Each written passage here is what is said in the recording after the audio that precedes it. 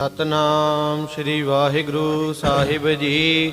ਭੁਜੰਗ ਛੰਦ ਮੱਚੇ ਵੀਰ ਬੀਰੰਗ ਅਪੂਤੰਗ ਪਿਆਣੰ ਬਜੀ ਪੇਰ ਭੁੰਕਾਰ ਧੂਕੇ ਨਿਸ਼ਾਨੰ ਨਵਗਨਦ ਨੀਸਾਨ ਗੱਜੇ ਗਹੀਰੰ ਫਿਰੈ ਰੁੰਡ ਮੁੰਡੰ ਤਨੰ ਤਛ ਤੀਰੰ।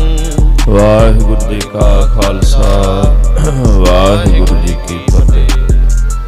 ਜੁਗ ਹੋ ਜੁਗ ਅਟਲ ਜਬਰ ਸ਼ਤਰ ਤਖਤ ਕੇ ਮਾਲਕ ਸਤਿਗੁਰੂ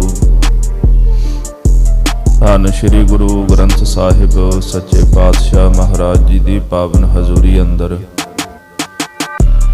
ਹਾਜ਼ਰੀਆਂ ਭਰ ਰਹੀ ਗੁਰੂ ਸਰੂਪ ਸਾਧ ਸੰਗਤ ਜੀ, ਆਪ ਜੀ ਵਡਭਾਗੀ ਹੋ ਨੇਤਾ ਪ੍ਰਤ ਹਾਜ਼ਰੀਆਂ ਭਰ ਕੇ ਸਾਹਿਬੇ ਕਮਾਲ ਸਰਬੰਸ ਦਾਨੀ ਧੰਨ ਸ਼੍ਰੀ ਗੁਰੂ ਗੋਬਿੰਦ ਸਿੰਘ ਸਾਹਿਬ ਸੱਚੇ ਪਾਤਸ਼ਾਹ ਮਹਾਰਾਜ ਜੀ ਦੀ ਪਾਵਨ ਬਾਣੀ ਸ੍ਰੀ ਚਿੱਤਰ ਨਾਟਕ ਦੀ ਲੜੀਵਾਰ ਕਥਾ ਸਰਵਣ ਕਰ ਰਹੇ ਹੋ। ਸਤਿਗੁਰੂ ਸੱਚੇ ਪਾਤਸ਼ਾਹ ਮਹਾਰਾਜ ਨੇ ਸੋਢੀਆਂ ਦੀ ਬੰਸ ਜਿਸ ਤਰ੍ਹਾਂ ਪੈਦਾ ਹੋਈ, ਇਹਨਾਂ ਦਾ ਰਾਜ ਪਾਟ ਜਿਵੇਂ ਵਧਿਆ ਔਰ ਆਪਸ ਦੇ ਵਿੱਚ ਜਿਵੇਂ ਇਹਨਾਂ ਜੰਗ ਕੀਤਾ, ਮਹਾਰਾਜ ਨੇ ਤੀਸਰੇ ਅਧਿਆਏ ਦੇ ਅੰਦਰ ਇਹਦਾ ਜ਼ਿਕਰ ਕੀਤਾ ਹੈ। ਔਰ ਜਿਹੜੇ ਇਹ ਸੋਢੀ ਆਪਸ ਵਿੱਚ ਲੜੇ ਸਨ, ਜਿਹਦੇ ਵਿੱਚ ਰਾਜਾ ਕਾਲ ਰਾਏ ਔਰ ਰਾਜਾ ਕਾਲ ਕੇਤ, ਇਹਨਾਂ ਦੋਹਾਂ ਦੀਆਂ ਸੰਤਾਨਾਂ, ਉਹਨਾਂ ਦੇ ਜੰਗ ਦਾ ਜ਼ਿਕਰ ਮਹਾਰਾਜ ਕਰ ਰਹੇ ਨੇ। ਕੁਝ ਪ੍ਰਕਰਨ ਕੱਲ ਸਰਵਣ ਕੀਤਾ ਸੀ। ਆਓ ਮਨ ਬਿਰਤੀਆਂ ਇਕਾਗਰ ਕਰਕੇ ਸਤਿਗੁਰਾਂ ਦੀ ਪਾਵਨ ਬਾਣੀ ਦੀ ਕਥਾ ਸਰਵਣ ਕਰੀਏ। ਇਕਾਗਰ ਚਿਤ ਹੋਣ ਵਾਸਤੇ ਸਮੂਹ ਸੰਗਤਾਂ ਪ੍ਰੇਮ ਨਾਲ ਜਪਣਾ ਕਰੋ ਜੀ। ਸਤਨਾਮ ਸ਼੍ਰੀ ਵਾਹਿਗੁਰੂ ਸਾਹਿਬ, ਸਤਨਾਮ ਸ਼੍ਰੀ ਵਾਹਿਗੁਰੂ ਸਾਹਿਬ ਜੀਓ। ਭੁਜੰਗ ਛੰਦ ਮੱਚੇ ਵੀਰ ਬੀਰੰਗ ਭੂਤੰਗ ਪਿਆਣੰ। ਮਹਾਰਾਜ ਜੀ ਪ੍ਰਮਾਨ ਕਰਦੇ ਨੇ, ਸੂਰਮਿਆਂ ਦੇ ਨਾਲ ਸੂਰਮੇ ਆਪਸ ਵਿੱਚ ਜੰਗ ਕਰਨ ਦੇ ਵਿੱਚ ਮੱਚ ਗਏ। ਬੜਾ ਭਿਅੰਕਰ ਜੰਗ ਯੋਧਿਆਂ ਕੀਤਾ ਹੈ। ਬਜੀ ਪੇਰ ਭੁੰਕਾਰ ਧੂਕੇ ਨਿਸ਼ਾਨੰ।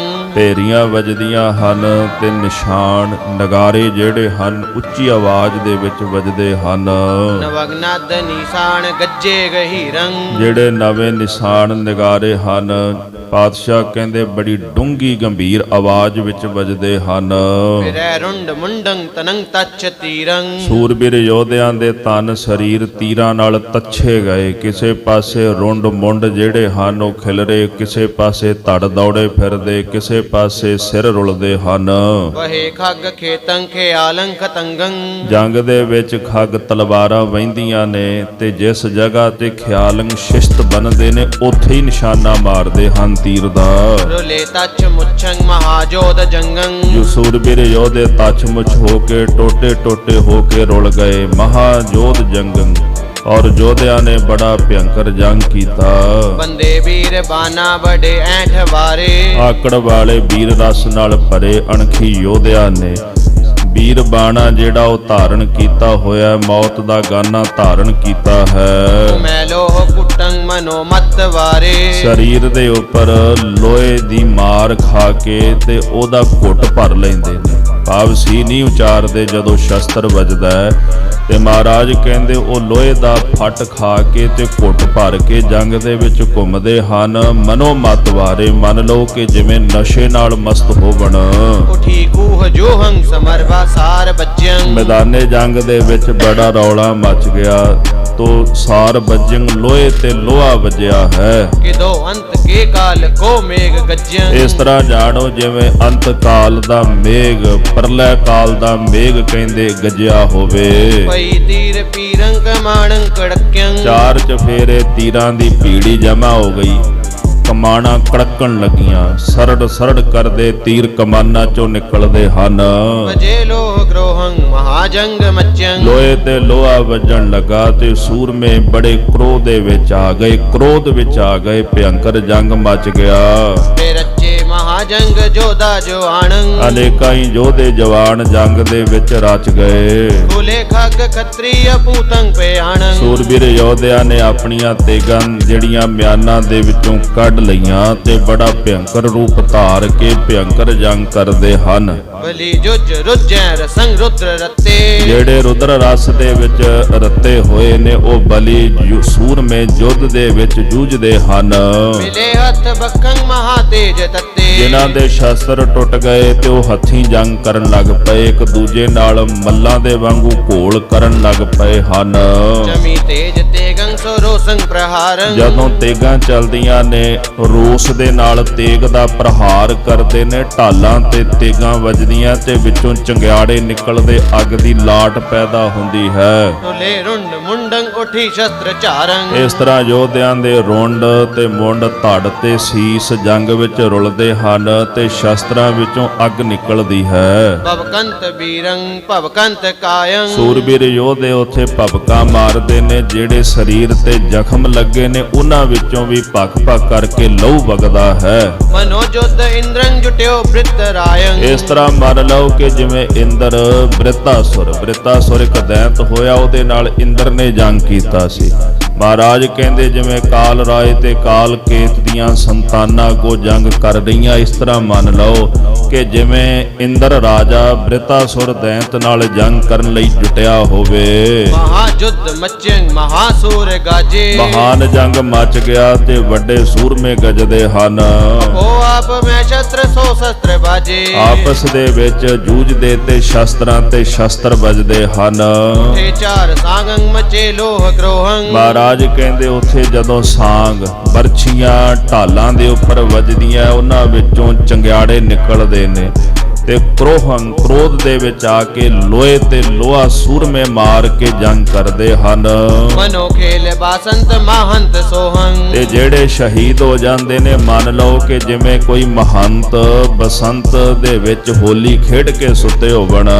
ਰਸਾਵਲ ਛੰਦ ਜਿਤੇ ਬੈਰ ਰੁਜੰ ਤਿਤੇ ਅੰਤ ਜੁਜੰ ਜਿਨੇ ਵੀ ਸੂਰਮੇ ਜੰਗ ਵਿੱਚ ਜੰਗ ਕਰਨ ਲਈ ਰੁੱਝੇ ਸਨ, ਅੰਤ ਨੂੰ ਉਹ ਸਾਰੇ ਜੂਝ ਗਏ ਹਨ, ਭਾਵ ਸ਼ਹਾਦਤ ਦਾ ਜਾਮ ਪੀ ਗਏ। ਜਿਤੇ ਖੇਤ ਭਾਜੇ ਤਿਤੇ ਅੰਤ ਲਾਜੇ ਜਿਹੜੇ ਜੰਗ ਦੇ ਵਿੱਚੋਂ ਜੰਗ ਛੱਡ ਕੇ ਭੱਜ ਗਏ, ਅੰਤ ਨੂੰ ਉਹਨਾਂ ਨੂੰ ਸ਼ਰਮਿੰਦਾ ਹੋਣਾ ਪਿਆ। ਇੱਥੇ ਵੀ ਕੁੱਲ ਨੂੰ ਕਲੰਕ ਲਾ ਲਿਆ ਤੇ ਦਰਗਾਹ ਵਿੱਚ ਵੀ ਕਾਇਰ ਹੋ ਕੇ ਸ਼ਰਮਿੰਦੇ ਬਣੇ। ਟੁੱਟੇ ਦੇਹ ਬਰਮੰ ਛੁੱਟੀ ਹਾਥ ਚਰਮੰ ਮਹਾਰਾਜ ਕਹਿੰਦੇ ਸੂਰਮਿਆਂ ਦੇ ਸਰੀਰਾਂ ਉੱਪਰ ਪਹਿਨੀਆਂ ਹੋਈਆਂ ਬਰਮੰ ਕਹਿੰਦੇ ਨੇ, ਜਿਹੜੀ ਸੰਜੋ ਪਹਿਨੀ ਹੁੰਦੀ ਲੋਹੇ ਦੀ, ਉਹ ਟੁੱਟ ਗਈ ਤੇ ਹੱਥਾਂ ਵਿੱਚ ਫੜੀਆਂ ਹੋਈਆਂ ਚਰਮੰ ਜਿਹੜੀਆਂ ਢਾਲਾਂ ਛੁੱਟ ਗਈਆਂ। ਕਹੂੰ ਖੇਤ ਖੋਲੰ ਗਿਰੇ ਸੂਰ ਟੋਲੰ ਕਿਸੇ ਜਗ੍ਹਾ ਤੇ ਤਲਵਾਰਾਂ ਦੇ ਖੰਡਿਆਂ ਦੇ ਖੋਲ ਯਾਨੀ ਮਿਆਨਾਂ ਡਿੱਗੀਆਂ ਹੋਈਆਂ ਨੇ, ਕਿਸੇ ਪਾਸੇ ਸੂਰਮਿਆਂ ਦੇ ਟੋਲਿਆਂ ਦੇ ਟੋਲੇ ਹੀ ਸ਼ਹੀਦ ਹੋਏ ਪਏ ਹਨ। ਕਹੂੰ ਮੁੱਛ ਮੁਖੰ ਕਹੂੰ ਸ਼ਸਤਰ ਸੰਖੰ ਕਿਸੇ ਪਾਸੇ ਮਹਾਰਾਜ ਕਹਿੰਦੇ ਜਿਹੜੇ ਮੁੱਛਾਂ ਵਾਲੇ ਮੁਛਿਆਲੇ ਸੂਰਮੇ ਹਨ, ਉਹਨਾਂ ਦੇ ਮੁਖ ਡਿੱਗੇ ਹੋਏ ਨੇ ਸ਼ਸਤਰਾਂ ਨਾਲ ਅੱਧੇ ਕੱਟੇ ਹੋਏ। ਤੇ ਕਹੂੰ ਸ਼ਸਤਰ ਸਖੰ, ਕਿਤੇ ਇਕੱਲੇ ਸ਼ਸਤਰ ਪਏ, ਕਿਤੇ ਕਮਾਨ, ਕਿਤੇ ਤੀਰ, ਕਿਤੇ ਢਾਲਾਂ, ਕਿਤੇ ਤਲਵਾਰਾਂ ਡਿੱਗੀਆਂ ਹਨ। ਕਹੂੰ ਖੋਲ ਖੱਗੰ ਕਹੂੰ ਪਰਮ ਪੱਗੰ ਇਸੇ ਪ੍ਰਕਾਰ ਕਿਸੇ ਜਗ੍ਹਾ ਤੇ ਮਹਾਰਾਜ ਕਹਿੰਦੇ ਤਲਵਾਰਾਂ ਦੇ ਖੋਲ ਡਿੱਗੇ ਨੇ, ਕਿਸੇ ਪਾਸੇ ਸੂਰਮਿਆਂ ਦੀਆਂ ਪੱਗਾਂ ਲੈ ਕੇ ਡਿੱਗੀਆਂ ਹਨ। ਕਹੇ ਮੁੱਛ ਬੰਕੀ ਅਮੰਡੇ ਆਨ ਹੱਕੀ ਇਸੇ ਪ੍ਰਕਾਰ ਯੋਧਿਆਂ ਨੇ ਆਪਣੀ ਟੇਢੀ ਮੁੱਛ ਨੂੰ ਫੜਿਆ ਤੇ ਮੰਡੇ ਆਨ ਹੰਕੀ ਦੁਸ਼ਮਣ ਨੂੰ ਮੰਗਾਰ ਕੇ ਜੰਗ ਕਰਦੇ ਹਨ।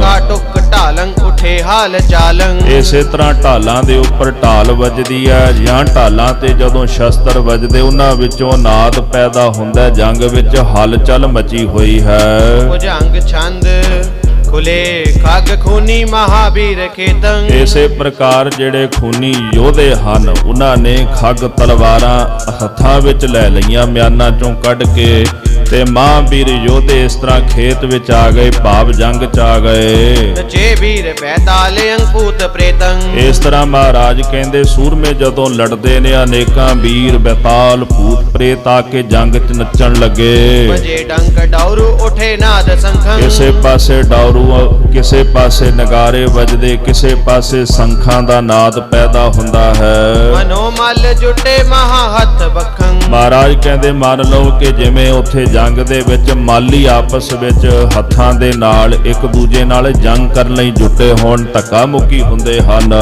ਛਪੈ ਛੰਦ ਜਿਨ ਸੂਰਨ ਸੰਗਰਾਮ ਸਬਲ ਸਮੂਹੇ ਹੈ ਮੰਡਿਓ। ਜਿਨ੍ਹਾਂ ਸੂਰਮਿਆਂ ਨੇ ਬਲ ਦੇ ਸਹਿਤ ਹੋ ਕੇ ਦੁਸ਼ਮਣ ਦੇ ਸਾਹਮਣੇ ਹੋ ਕੇ ਜੰਗ ਕੀਤਾ ਹੈ। ਜਿਨ ਸੋ ਬਟਨ ਤੇ ਏਕ ਕਾਲ ਕਉ ਜੀਅਤ ਨਾ ਛੱਡਿਓ। ਉਹਨਾਂ ਸੂਰਮਿਆਂ ਦੇ ਵਿੱਚੋਂ ਕਾਲ ਨੇ ਇੱਕ ਨੂੰ ਵੀ ਜਿਉਂਦਾ ਨਹੀਂ ਛੱਡਿਆ, ਸਾਰੇ ਹੀ ਨਸ਼ਟ ਕਰ ਦਿੱਤੇ, ਸਾਰੇ ਹੀ ਕਾਲ ਨੇ ਮਾਰ ਦਿੱਤੇ ਹਨ। ਸਭ ਖਤਰੀ ਖਗ ਖੰਡ ਖੇਤ ਤੇ ਭੂ ਮੰਡਪ ਆ ਉੱਟੇ। ਜਿੰਨੇ ਵੀ ਖੱਤਰੀ ਸਨ ਤਲਵਾਰਾਂ ਦੇ ਨਾਲ ਖੰਡਿਆਂ ਦੇ ਨਾਲ ਮਾਰੇ ਗਏ ਤੇ ਕਈ ਮੈਦਾਨੇ ਜੰਗ ਦੇ ਵਿੱਚੋਂ ਪਿੱਛੇ ਹਟ ਗਏ ਤੇ ਕਈ ਉੱਥੇ ਹੀ ਅੜ ਕੇ ਸ਼ਹੀਦ ਹੋ ਗਏ। ਸਾਰ ਧਾਰ ਤਰ ਧੂਮ ਮੁਕਤ ਬੰਧਨ ਤੇ ਛੁੱਟੇ। ਇਸੇ ਤਰ੍ਹਾਂ ਜਦੋਂ ਤਲਵਾਰਾਂ ਚੱਲਦੀਆਂ ਨੇ, ਤੀਰ ਚੱਲਦੇ ਨੇ, ਸ਼ਸਤਰ ਅਸਤਰ ਚੱਲਦੇ ਨੇ, ਬਿਨਾਂ ਧੂਏ ਤੋਂ ਅੱਗ ਪੈਦਾ ਹੁੰਦੀ ਉਸ ਜਗ੍ਹਾ ਤੇ ਸਤਿਗੁਰੂ ਕਹਿੰਦੇ ਉਹ ਤੀਰ ਜਦੋਂ ਸੂਰਮਿਆਂ ਦੇ ਸਰੀਰਾਂ ਵਿੱਚ ਵੱਜਦੇ ਨੇ ਤੇ ਸੂਰਮੇ ਬੰਧਨਾਂ ਤੋਂ ਮੁਕਤ ਹੋ ਜਾਂਦੇ ਨੇ, ਭਾਵ ਸ਼ਹਾਦਤ ਦਾ ਜਾਮ ਪੀ ਕੇ ਸਵਰਗ ਸੁਧਾਰ ਜਾਂਦੇ ਹਨ। ਵੈ ਟੂਕ ਟੂਕ ਜੁਝੇ ਸਬੈ ਪਾਵ ਨ ਪਾਛੈ ਡਾਰੀਆਂ। ਜਿਨ੍ਹਾਂ ਯੋਧਿਆਂ ਨੇ ਜੰਗ ਵਿੱਚ ਟੋਟੇ ਟੋਟੇ ਹੋ ਕਰਕੇ ਆਪਣੇ ਆਪ ਨੂੰ ਮੈਦਾਨੇ ਜੰਗ ਦੇ ਅੰਦਰ ਜੂਝ ਕੇ ਸ਼ਹਾਦਤ ਦਾ ਜਾਮ ਪ੍ਰਾਪਤ ਕਰ ਲਿਆ, ਔਰ ਜਿਨ੍ਹਾਂ ਸੂਰਮਿਆਂ ਨੇ ਆਪਣਾ ਇੱਕ ਪੈਰ ਵੀ ਪਿੱਛੇ ਨਹੀਂ ਕੀਤਾ। ਜੈਕਾਰ ਅਪਾਰ ਸੁਧਾਰ ਹੁੰ ਬਾ ਸਭ ਲੋਕ ਸਿਧਾਰੀਆਂ। ਉਹਨਾਂ ਦੀ ਜੈ ਜੈਕਾਰ ਹੋਣ ਲੱਗ ਪਈ। ਜਿਹੜੇ ਤੱਛ ਮੁੱਛ ਹੋ ਗਏ, ਟੋਟੇ ਟੋਟੇ ਹੋ ਗਏ ਮੈਦਾਨੇ ਜੰਗ ਦੇ ਅੰਦਰ, ਤੇ ਅੰਤ ਨੂੰ ਮਹਾਰਾਜ ਕਹਿੰਦੇ ਇੰਦਰਪੁਰੀ ਸਵਰਗ ਲੋਕ ਚਲੇ ਗਏ ਹਨ। ਚਉ ਪਈ ਇਹ ਵਿਦ ਮਚਾ ਘੋਰ ਸੰਗਰਾਮਾ। ਇਸ ਵਿਧੀ ਨਾਲ ਬੜਾ ਭਿਅੰਕਰ ਜੰਗ ਮਚਿਆ ਹੈ। ਸਿਧੇ ਸੂਰ ਸੂਰ ਕੇ ਧਾਮਾ। ਇਸ ਤਰ੍ਹਾਂ ਜਿੰਨੇ ਵੀ ਸੂਰਮੇ ਹਸਨ ਜੂਝ ਕੇ ਆਪਣੇ ਘਰ ਨੂੰ ਚਲੇ ਗਏ। ਕਹਾ ਲਗੈ ਵਹਿ ਕਥੋਂ ਲੜਾਈ। ਸਤਿਗੁਰੂ ਕਹਿੰਦੇ ਜਿਸ ਤਰ੍ਹਾਂ ਇਹਨਾਂ ਯੋਧਿਆਂ ਦੀ ਲੜਾਈ ਹੋਈ ਮੈਂ ਕਿੱਥੋਂ ਤੱਕ ਬਿਆਨ ਕਰਾਂ। ਆਪਨ ਪ੍ਰਭਾ ਨ ਬਰਨੀ ਜਾਈ। ਉਸ ਅਕਾਲ ਪੁਰਖ ਵਾਹਿਗੁਰੂ ਜੀ ਦੀ ਜਿਹੜੀ ਪ੍ਰਭਾ ਹੈ ਉਹ ਮੇਰੇ ਕੋਲੋਂ ਵਰਣਨ ਨਹੀਂ ਕੀਤੀ ਜਾ ਸਕਦੀ, ਬਿਆਨ ਨਹੀਂ ਕੀਤੀ ਜਾ ਸਕਦੀ। ਭੁਜੰਗ ਪ੍ਰਿਆਤ ਛੰਦ ਲਵੀ ਸਰਬ ਜੀਤੇ ਕੁਸੀ ਸਰਬ ਹਾਰੇ। ਸਾਧ ਸੰਗਤ ਜੀ, ਕਾਲ ਰਾਏ ਤੇ ਕਾਲ ਕੇਤ ਇਹ ਦੋ ਰਾਜੇ ਸਨ ਜਿਨ੍ਹਾਂ ਦਾ ਜ਼ਿਕਰ ਆਪਾਂ ਕੱਲ ਸਰਵਣ ਕੀਤਾ ਹੈ। ਜਿਹੜਾ ਰਾਜਾ ਕਾਲ ਰਾਏ ਸੀ ਉਹਨੇ ਕਾਲ ਕੇਤ ਨੂੰ ਕੱਢ ਦਿੱਤਾ ਸੀਗਾ, ਉਹ ਸਨੋੜ ਚਲਾ ਗਿਆ, ਤੇ ਜਿਹੜਾ ਕਾਲ ਰਾਏ ਸੀ ਉਹ ਪੰਜਾਬ 'ਚ ਰਾਜ ਕਰਦਾ ਸੀਗਾ ਇਸ ਇਲਾਕੇ ਵਿੱਚ। ਤੇ ਕਾਲ ਰਾਏ ਜਿਹੜਾ ਸੀਗਾ ਉਹਦੇ ਘਰ ਦੇ ਵਿੱਚ ਦੋ ਪੁੱਤਰਾਂ ਨੇ ਜਨਮ ਲਿਆ। ਇੱਕ ਦਾ ਨਾਮ ਸੀ ਜਗਤ ਰਾਏ, ਦੂਜੇ ਦਾ ਨਾਮ ਸੀ ਪ੍ਰਿਥੀ ਰਾਏ। ਰਾਜੇ ਕਾਲ ਰਾਏ ਨੇ ਆਪਣੇ ਛੋਟੇ ਪੁੱਤਰ ਰਾਜੇ ਪ੍ਰਿਥੀ ਰਾਏ ਨੂੰ ਰਾਜ ਦਿੱਤਾ। ਵੱਡੇ ਪੁੱਤਰ ਜਗਤ ਰਾਏ ਨੂੰ ਸਾਧ ਸੰਗਤ ਜੀ ਆਪਣੇ ਨਾਲ ਲੈ ਕੇ, ਜਿਹੜਾ ਸੋਢੀ ਰਾਏ ਸੀਗਾ ਅੱਗੋਂ ਰਾਜੇ ਕਾਲ ਰਾਏ ਦਾ ਪੁੱਤਰ ਤੇ ਕਾਲ ਸੋਢੀ ਰਾਏ ਦੇ ਅੱਗੋਂ ਇਹ ਪੁੱਤਰ ਸਨ, ਉਹਨਾਂ ਨੂੰ ਆਪਣੇ ਨਾਲ ਲੈ ਕੇ ਤੇ ਰਾਜੇ ਕਾਲ ਕੇਤ ਨੇ ਜਿਨ੍ਹਾਂ ਨੇ ਇਹਨਾਂ ਨੂੰ ਪੰਜਾਬ ਚੋਂ ਬਾਹਰ ਕੱਢਿਆ ਸੀਗਾ, ਤੇ ਉਸ ਚੀਜ਼ ਦਾ ਬਦਲਾ ਲੈਣ ਵਾਸਤੇ ਇਹ ਸਾਧ ਸੰਗਤ ਜਿਹੜਾ ਸੋਢੀ ਰਾਏ ਸੀਗਾ ਇਹ ਆਪਣੇ ਪੁੱਤਰ ਜਗਤ ਰਾਏ ਨੂੰ ਨਾਲ ਲੈ ਕੇ ਪੰਜਾਬ ਆਇਆ। ਇੱਥੇ ਫਿਰ ਪੰਜਾਬ 'ਚ ਬੜਾ ਭਾਰੀ ਜੰਗ ਹੋਇਆ, ਜਿਸ ਜੰਗ ਵਿੱਚ ਸੋਢੀ ਰਾਏ ਇਹਨਾਂ ਦਾ ਪਰਿਵਾਰ ਜਿੱਤ ਗਿਆ, ਤੇ ਜਿਹੜਾ ਦੂਸਰਾ ਪਰਿਵਾਰ ਸੀਗਾ ਰਾਜੇ ਕਾਲ ਕੇਤ ਦਾ ਉਹ ਮੈਦਾਨੇ ਜੰਗ ਦੇ ਵਿੱਚ ਹਾਰ ਗਿਆ। ਇਸ ਤਰ੍ਹਾਂ ਫਿਰ ਇਹ ਜਦੋਂ ਮੈਦਾਨੇ ਜੰਗ ਦੇ ਵਿੱਚ ਹਾਰ ਗਏ ਤੇ ਇੱਥੋਂ ਫਿਰ ਇਹ ਭੱਜ ਗਏ ਮੈਦਾਨੇ ਜੰਗ ਵਿੱਚੋਂ। ਪੰਜਾਬ ਦੀ ਧਰਤੀ ਇਹਨਾਂ ਨੇ ਛੱਡ ਦਿੱਤੀ ਤੇ ਪੰਜਾਬ ਦੇ ਉੱਪਰ ਸੋਢੀ ਰਾਏ ਦਾ ਕਬਜ਼ਾ ਹੋ ਗਿਆ ਹੈ। ਬਚੇ ਜੇ ਬਲੀ ਪ੍ਰਾਨ ਲੈ ਕੇ ਸਿਧਾਰੇ। ਜਿਹੜੇ ਬਲੀ ਬਚ ਗਏ ਉਹ ਆਪਣੇ ਪ੍ਰਾਣ ਲੈ ਕੇ ਇੱਥੋਂ ਭੱਜ ਗਏ ਤੇ ਉਹਨਾਂ ਨੇ ਕਾਂਸੀ ਦੇ ਵਿੱਚ ਜਾ ਕੇ ਵਾਸਾ ਕਰ ਲਿਆ ਹੈ। ਚਤੁਰਵੇਦ ਪਠਿਅੰ ਕੀਓ ਕਾਸ ਬਾਸੰ। ਕਾਂਸੀ ਵਿੱਚ ਵਸ ਕੇ ਮਹਾਰਾਜ ਕਹਿੰਦੇ ਫਿਰ ਉਹ 4 ਵੇਦ ਪੜਨ ਲੱਗ ਪਏ ਹਨ। ਕਨੇ ਬਰਖ ਕੀਨੇ ਤਹਾਂ ਹੀ ਨਿਵਾਸੰ। ਬਹੁਤ ਲੰਮਾ ਸਮਾਂ ਕਈ ਸਾਲ ਉਹਨਾਂ ਨੇ ਕਾਂਸੀ ਵਿੱਚ ਹੀ ਨਿਵਾਸ ਕੀਤਾ ਤੇ ਸ਼ਾਸਤਰ ਪੜਨ ਲੱਗ ਪਏ ਹਨ।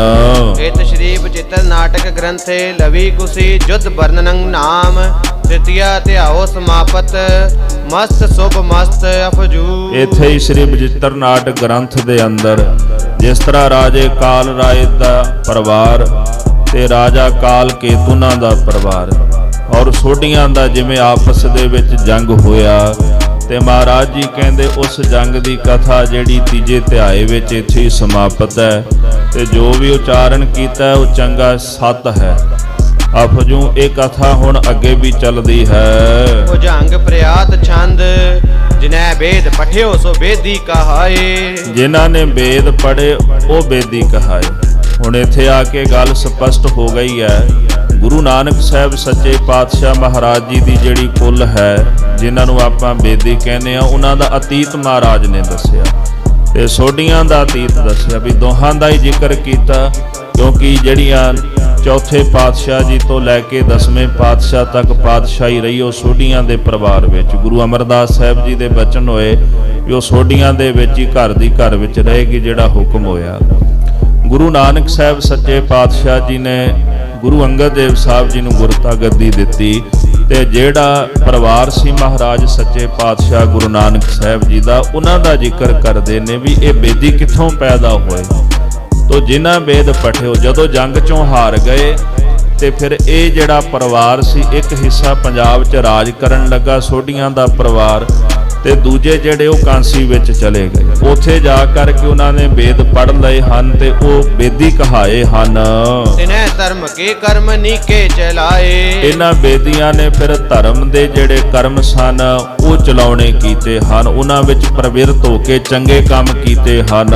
ਪਠੇ ਕਾਗਦੰ ਮਦਰ ਰਾਜਾ ਸੋਧਾਰੰ। ਇਧਰ ਜਿਹੜਾ ਪੰਜਾਬ ਦਾ ਰਾਜਾ ਸੀ, ਸੋਢੀ ਰਾਏ ਦਾ ਕਬਜ਼ਾ ਹੋ ਗਿਆ ਸੀ, ਉਹਦਾ ਪੁੱਤਰ ਜਗਤ ਰਾਏ ਇੱਥੇ ਰਾਜ ਕਰਦਾ ਸੀ ਅੱਗੋਂ, ਤੇ ਉਹਨਾਂ ਨੇ ਫਿਰ ਇੱਕ ਕਾਗਜ਼, ਇੱਕ ਚਿੱਠੀ ਜਿਹੜੀ ਸੀ ਉਹ ਕਾਂਸੀ ਭੇਜੀ ਹੈ। ਆਪੋ ਆਪ ਮੋ ਬੈਰ ਭਾਵੰ ਵਿਸਾਰੰ। ਤੇ ਚਿੱਠੀ ਦੇ ਵਿੱਚ ਲਿਖਿਆ ਵੀ ਹੈ ਤਾਂ ਆਪਾਂ ਭਰਾਈ ਆ, ਵੀ ਆਪਾਂ ਇੱਕ ਦੂਜੇ ਨਾਲ ਵੈਰ ਨਹੀਂ ਕਰਨਾ ਤੇ ਤੁਸੀਂ ਪੰਜਾਬ ਆਓ।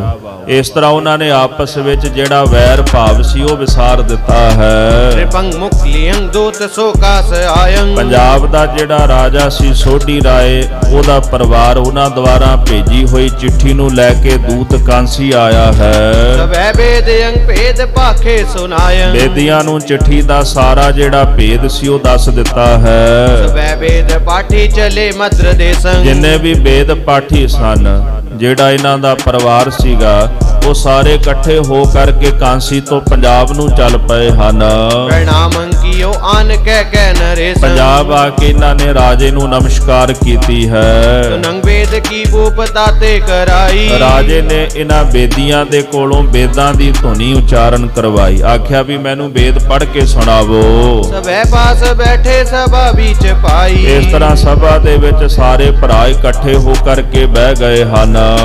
ਪੜੇ ਸਾਮ ਵੇਦੰ ਜੁਜਰ ਵੇਦ ਕਥੰ। ਇਸੇ ਪ੍ਰਕਾਰ ਜਿਹੜਾ ਸ਼ਾਮ ਵੇਦ ਸੀਗਾ, ਪਹਿਲਾਂ ਸ਼ਾਮ ਵੇਦ ਉਹਨਾਂ ਨੇ ਪੜ੍ਹ ਕੇ ਸੁਣਾਇਆ, ਉਹਦਾ ਪਾਠ ਕੀਤਾ। ਫਿਰ ਜਿਹੜਾ ਦੂਜਾ ਜੁਜਰ ਵੇਦ ਹੈ ਫਿਰ ਉਹ ਪੜ੍ਹ ਕੇ ਸੁਣਾਇਆ ਹੈ। ਗੰਗ ਵੇਦ ਪਠਿਅੰ ਕਰੇ ਭਾਵ ਹੱਥੰ। ਉਸ ਤੋਂ ਬਾਅਦ ਤੀਜਾ ਜਿਹੜਾ ਸਾਧ ਸੰਗਤ ਜੀ ਰਿਗ ਵੇਦ ਸੀਗਾ ਉਹ ਪੜ੍ਹ ਕੇ ਸੁਣਾਇਆ, ਤੇ ਉਹਨਾਂ ਸ਼ਾਸਤਰਾਂ ਦਾ ਜਿਹੜਾ ਭਾਵ ਸੀਗਾ, ਜੋ ਸਿਧਾਂਤ ਸੀਗਾ, ਉਹ ਰਾਜੇ ਨੂੰ ਸਮਝ ਵਿੱਚ ਆ ਗਿਆ ਹੈ। ਸਾਵਲ ਛੰਦ ਅਥਰ ਵੇਦ ਪਠਿਅੰ ਸੁਣੇ ਪਾਪ ਨਠਿਅੰ। ਇਸ ਪ੍ਰਕਾਰ ਫਿਰ ਚੌਥਾ ਜਿਹੜਾ ਵੇਦ ਹੈ ਅਥਰਵਣ ਵੇਦ, ਜਦੋਂ ਉਹ ਪੜ੍ਹ ਕੇ ਸੁਣਾਇਆ ਤੇ ਰਾਜੇ ਨੇ ਪ੍ਰੇਮ ਨਾਲ ਜਦੋਂ ਸੁਣਿਆ ਤੇ ਸੁਣਨ ਦੇ ਨਾਲ ਉਹਦੇ ਸਾਰੇ ਪਾਪ ਨੱਠ ਗਏ ਹਨ। ਰੀਜ ਰਾਜਾ ਦੀਆ ਸਰਬ ਸਾਜਾ। ਪੰਜਾਬ ਦਾ ਰਾਜਾ ਬੜਾ ਖੁਸ਼ ਹੋ ਗਿਆ ਸੋਢੀ ਰਾਏ। ਸਾਧ ਸੰਗਤ ਜੀ, ਉਹਨੇ ਖੁਸ਼ ਹੋ ਕੇ ਆਪਣਾ ਰਾਜ ਭਾਟ ਜਿਹੜਾ ਹੈ ਉਹ ਬੇਦੀਆਂ ਨੂੰ ਦੇ ਦਿੱਤਾ ਹੈ। ਲਿਓ ਬਨ ਵਾਸੰ ਮਹਾ ਪਾਪ ਨਾਸੰ। ਉਹਨੇ ਬਨਵਾਸ ਲੈ ਲਿਆ, ਕਹਿੰਦਾ ਮੈਂ ਜੰਗਲ ਵਿੱਚ ਚੱਲਿਆ, ਮੇਰੇ ਪਰਿਵਾਰ ਨੇ ਬੜਾ ਸਮਾਂ ਪੰਜਾਬ ਦਾ ਰਾਜ ਕੀਤਾ, ਕਿਉਂਕਿ ਸਨੋਟ ਦਾ ਰਾਜ ਤਾਂ ਇਹਨਾਂ ਦੇ ਕੋਲ ਹੀ ਸੀਗਾ। ਉੱਥੇ ਸਨੋਟ ਦੇ ਇਲਾਕੇ ਦੇ ਵਿੱਚ ਸਾਧ ਸੰਗਤ ਜੀ ਰਾਜ ਕਰਦਾ ਸੀਗਾ ਪ੍ਰਿਥੀ ਰਾਏ, ਜਿਹੜਾ ਇਹਨਾਂ ਦਾ ਪੁੱਤਰ ਸੀਗਾ। ਜਗਤ ਰਾਏ ਸੋਢੀ ਰਾਏ ਨਾਲ ਪੰਜਾਬ ਆ ਗਿਆ ਤੇ ਇੱਥੇ ਜਿਹੜਾ ਪਹਿਲਾ ਰਾਜਾ ਰਾਜ ਕਰਦਾ ਸੀ ਉਹਦਾ ਨਾਮ ਸੀਗਾ ਦੇਵਰਾਜ। ਇਹ ਪੰਜਾਬ ਛੱਡ ਕੇ ਉਧਰ ਕਾਂਸੀ ਭੱਜਿਆ ਸੀਗਾ, ਜਿਨ੍ਹਾਂ ਦੇ ਵਿੱਚੋਂ ਬੇਦੀ ਪੈਦਾ ਹੋਏ ਨੇ। ਦੇਵਰਾਜ ਮੁੜ ਕੇ ਪੰਜਾਬ ਦੇ ਵਿੱਚ ਆਇਆ ਤੇ ਇਹਨੂੰ ਰਾਜ ਭਾਗ ਜਿਹੜਾ ਸੀਗਾ ਉਹ ਰਾਜ ਭਾਗ ਫਿਰ ਸੋਢੀਆਂ ਨੇ ਦੇ ਦਿੱਤਾ ਹੈ, ਮਹਾ ਪਾਪ ਨਾਸੰ। ਇਸ ਤਰ੍ਹਾਂ ਧਰਮ ਸ਼ਾਸਤਰ ਸੁਣਨ ਦੇ ਨਾਲ ਉਹਦੇ ਸਾਰੇ ਪਾਪ ਜਿਹੜੇ ਨਾਸ਼ ਹੋ ਗਏ ਹਨ।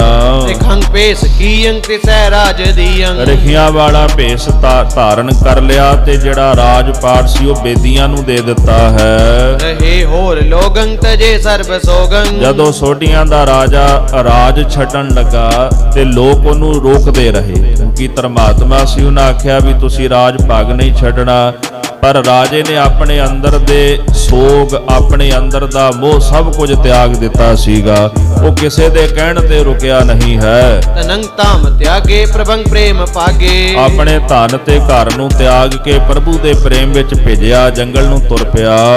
ਅੜਿਲ ਬੇਦੀ ਪਇਓ ਪ੍ਰਸੰਨ ਰਾਜ ਕਹਿ ਪਾਏ ਕੈ। ਬੇਦੀਆਂ ਨੂੰ ਜਦੋਂ ਰਾਜ ਭਾਗ ਦੀ ਪ੍ਰਾਪਤੀ ਹੋਈ, ਉਹ ਬੜੇ ਪ੍ਰਸੰਨ ਹੋਏ ਹਨ। ਦੇਤ ਪਇਓ ਵਰਦਾਨ ਹੀ ਐ ਹੁਲਸਾਏ ਕੈ। ਇਸ ਤਰ੍ਹਾਂ ਉਹ ਹਿਰਦੇ ਵਿੱਚ ਪ੍ਰਸੰਨ ਹੋ ਕਰਕੇ ਨਾ ਇੱਕ ਵਰਦਾਨ ਦੇਣ ਲੱਗੇ ਹਨ। ਜਬ ਨਾਨਕ ਕਲ ਮੈਂ ਹਮ ਆਨ ਕਹਾਏ ਹੈ। ਕਹਿੰਦੇ ਜਦੋਂ ਕਲਯੁਗ ਦਾ ਸਮਾਂ ਆਵੇਗਾ ਤੇ ਜਗਤ ਗੁਰਦੇਵ ਗੁਰੂ ਨਾਨਕ ਸਾਹਿਬ ਜੀ ਮਹਾਰਾਜ ਇਸ ਕਲਯੁਗ ਦੇ ਸਮੇਂ ਵਿੱਚ ਸੰਸਾਰ ਤੇ ਮਾਤ ਲੋਕ ਦੀ ਧਰਤੀ ਤੇ ਪ੍ਰਗਟ ਹੋਵਣਗੇ। ਉਹ ਜਗਤ ਪੂਜ ਕਰ ਦੋਏ ਪਰਮ ਪਦ ਪਾਏ ਹੈ। ਉਹ ਸਾਰੇ ਜਗਤ ਵਿੱਚ ਪੂਜੇ ਜਾਣਗੇ ਗੁਰੂ ਨਾਨਕ ਸਾਹਿਬ ਸੱਚੇ ਪਾਤਸ਼ਾਹ ਮਹਾਰਾਜ।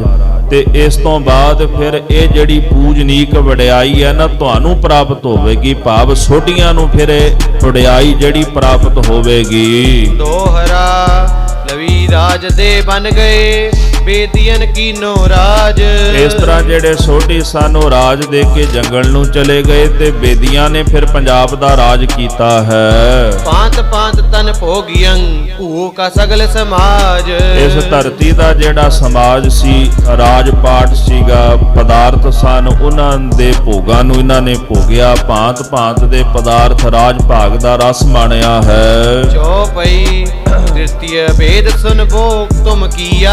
ਸਾਧ ਸੰਗਤ ਜੀ ਕਹਿੰਦੇ ਨੇ ਕਿ ਤੁਸੀਂ ਤੀਜਾ ਵੇਦ ਸੁਣਨਾ ਕੀਤਾ। ਬੇਦੀ ਇਹ ਗੱਲ ਕਹਿੰਦੇ ਨੇ ਵੀ ਤੁਸੀਂ ਤੀਜਾ ਵੇਦ ਸੁਣਿਆ ਹੈ। ਚਤੁਰ ਭੇਦ ਸੁਨ ਭੂ ਕੋ ਦੀਆ।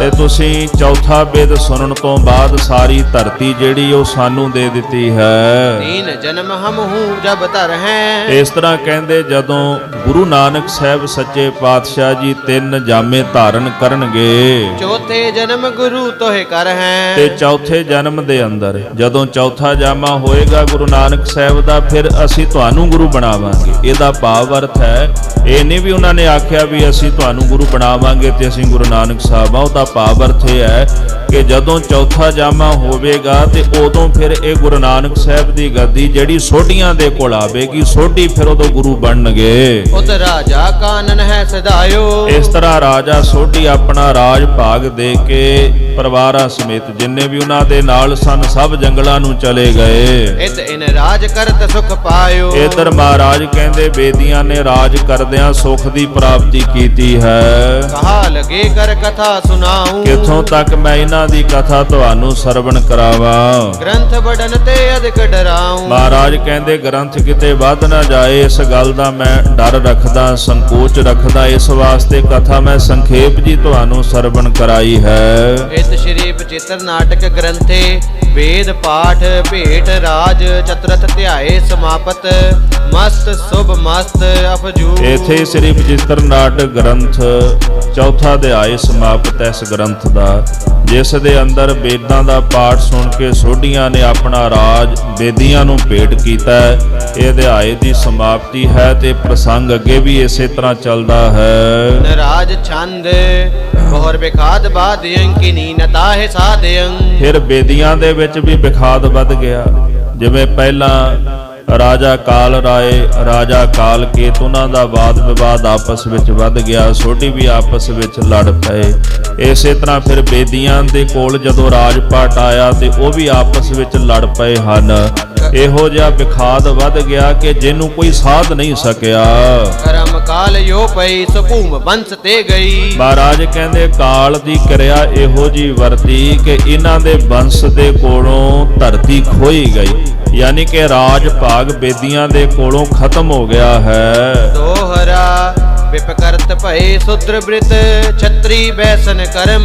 ਧਰਤੀ ਦੇ ਉੱਪਰ ਪਾਪ ਇੰਨਾ ਵੱਧ ਗਿਆ ਕਿ ਜਿਹੜੇ ਵਿਪ ਬ੍ਰਾਹਮਣ ਸਨ ਉਹ ਸੂਦਰ ਬਿਰਤੀ ਵਾਲੇ ਕਰਮ ਕਰਨ ਲੱਗ ਪਏ।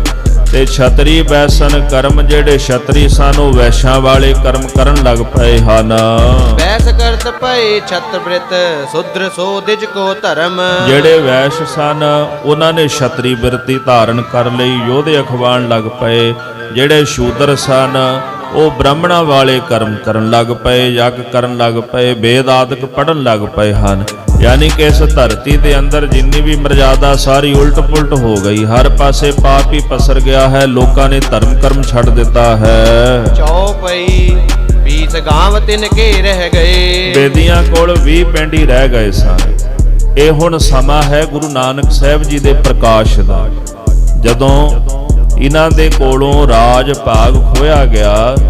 ਜਦੋਂ ਬੇਦੀ ਰਾਜ ਕਰਦੇ ਸਨ ਤੇ ਕੇਵਲ 20 ਪਿੰਡ ਰਹਿ ਗਏ ਸਨ ਗੁਰੂ ਨਾਨਕ ਸਾਹਿਬ ਜੀ ਦੇ ਸਮੇਂ ਤੱਕ। ਮਹਾਰਾਜ ਕਲਗੀਧਰ ਜੀ ਕਹਿੰਦੇ 20 ਗਾਮ ਤਿੰਨ ਕੇ ਰਹਿ ਗਏ। ਇਹਨਾਂ ਬੇਦੀਆਂ ਦੇ ਕੋਲ ਕੇਵਲ ਉਹਨਾਂ ਦੇ ਆਪਣੇ 20 ਪਿੰਡਾਂ ਦਾ ਹੀ ਰਾਜ ਰਹਿ ਗਿਆ ਹੈ। ਜਿਨਮੋ ਕਰਤ ਕਿਸਾਨੀ ਭਏ। ਫਿਰ ਇਹ 20 ਪਿੰਡਾਂ ਦੇ ਵਿੱਚ ਕਿਰਸਾਨੀ ਕਰਨ ਲੱਗ ਪਏ, ਖੇਤੀ ਕਰਨ ਲੱਗ ਪਏ ਹਨ। ਬਹੁਤ ਕਾਲ ਇਹ ਭਾਂਤ ਬਿਤਾਇਓ। ਖੇਤੀ ਕਰਦਿਆਂ ਬਹੁਤ ਸਾਰਾ ਸਮਾਂ ਇਸੇ ਤਰ੍ਹਾਂ ਹੀ ਬਤੀਤ ਕੀਤਾ ਹੈ। ਜਨਮ ਸਮੇਂ ਨਾਨਕ ਕੋ ਆਇਓ। ਫਿਰ ਸਮਾਂ ਆਇਆ ਗੁਰੂ ਨਾਨਕ ਸਾਹਿਬ ਸੱਚੇ ਪਾਤਸ਼ਾਹ ਜੀ ਦੇ ਪ੍ਰਕਾਸ਼ ਦਾ। ਦੋਹਰਾ ਤਿਨ ਬੇਦੀਆਂ ਕੇ ਕੁਲ ਵਿਖੇ ਪ੍ਰਗਟੇ ਨਾਨਕ ਰਾਏ। ਕੱਤਕ ਦੇ ਮਹੀਨੇ ਦੇ ਅੰਦਰ ਜਗਤ ਗੁਰਦੇਵ ਗੁਰੂ ਨਾਨਕ ਸਾਹਿਬ ਸੱਚੇ ਪਾਤਸ਼ਾਹ ਮਹਾਰਾਜ ਨੇ ਬੇਦੀਆਂ ਦੀ ਕੁਲ ਦੇ ਵਿੱਚ ਮਾਤਾ ਤ੍ਰਿਪਤਾ ਜੀ, ਸਤਿਕਾਰਯੋਗ ਪਿਤਾ ਕਲਿਆਣ ਦਾਸ ਜੀ ਦੇ ਘਰ ਦੇ ਵਿੱਚ ਪ੍ਰਕਾਸ਼ ਧਾਰਨ ਕੀਤਾ ਹੈ। ਸਭ ਸਿੱਖਨ ਕੋ ਸੁਖ ਦਏ ਜਹ ਤੈ ਭਏ ਸਹਾਏ। ਸਾਰੇ ਸਿੱਖਾਂ ਨੂੰ ਮਹਾਰਾਜ ਨੇ ਸੁੱਖਾਂ ਦੀ ਦਾਤ ਬਖਸ਼ਿਸ਼ ਕੀਤੀ ਹੈ।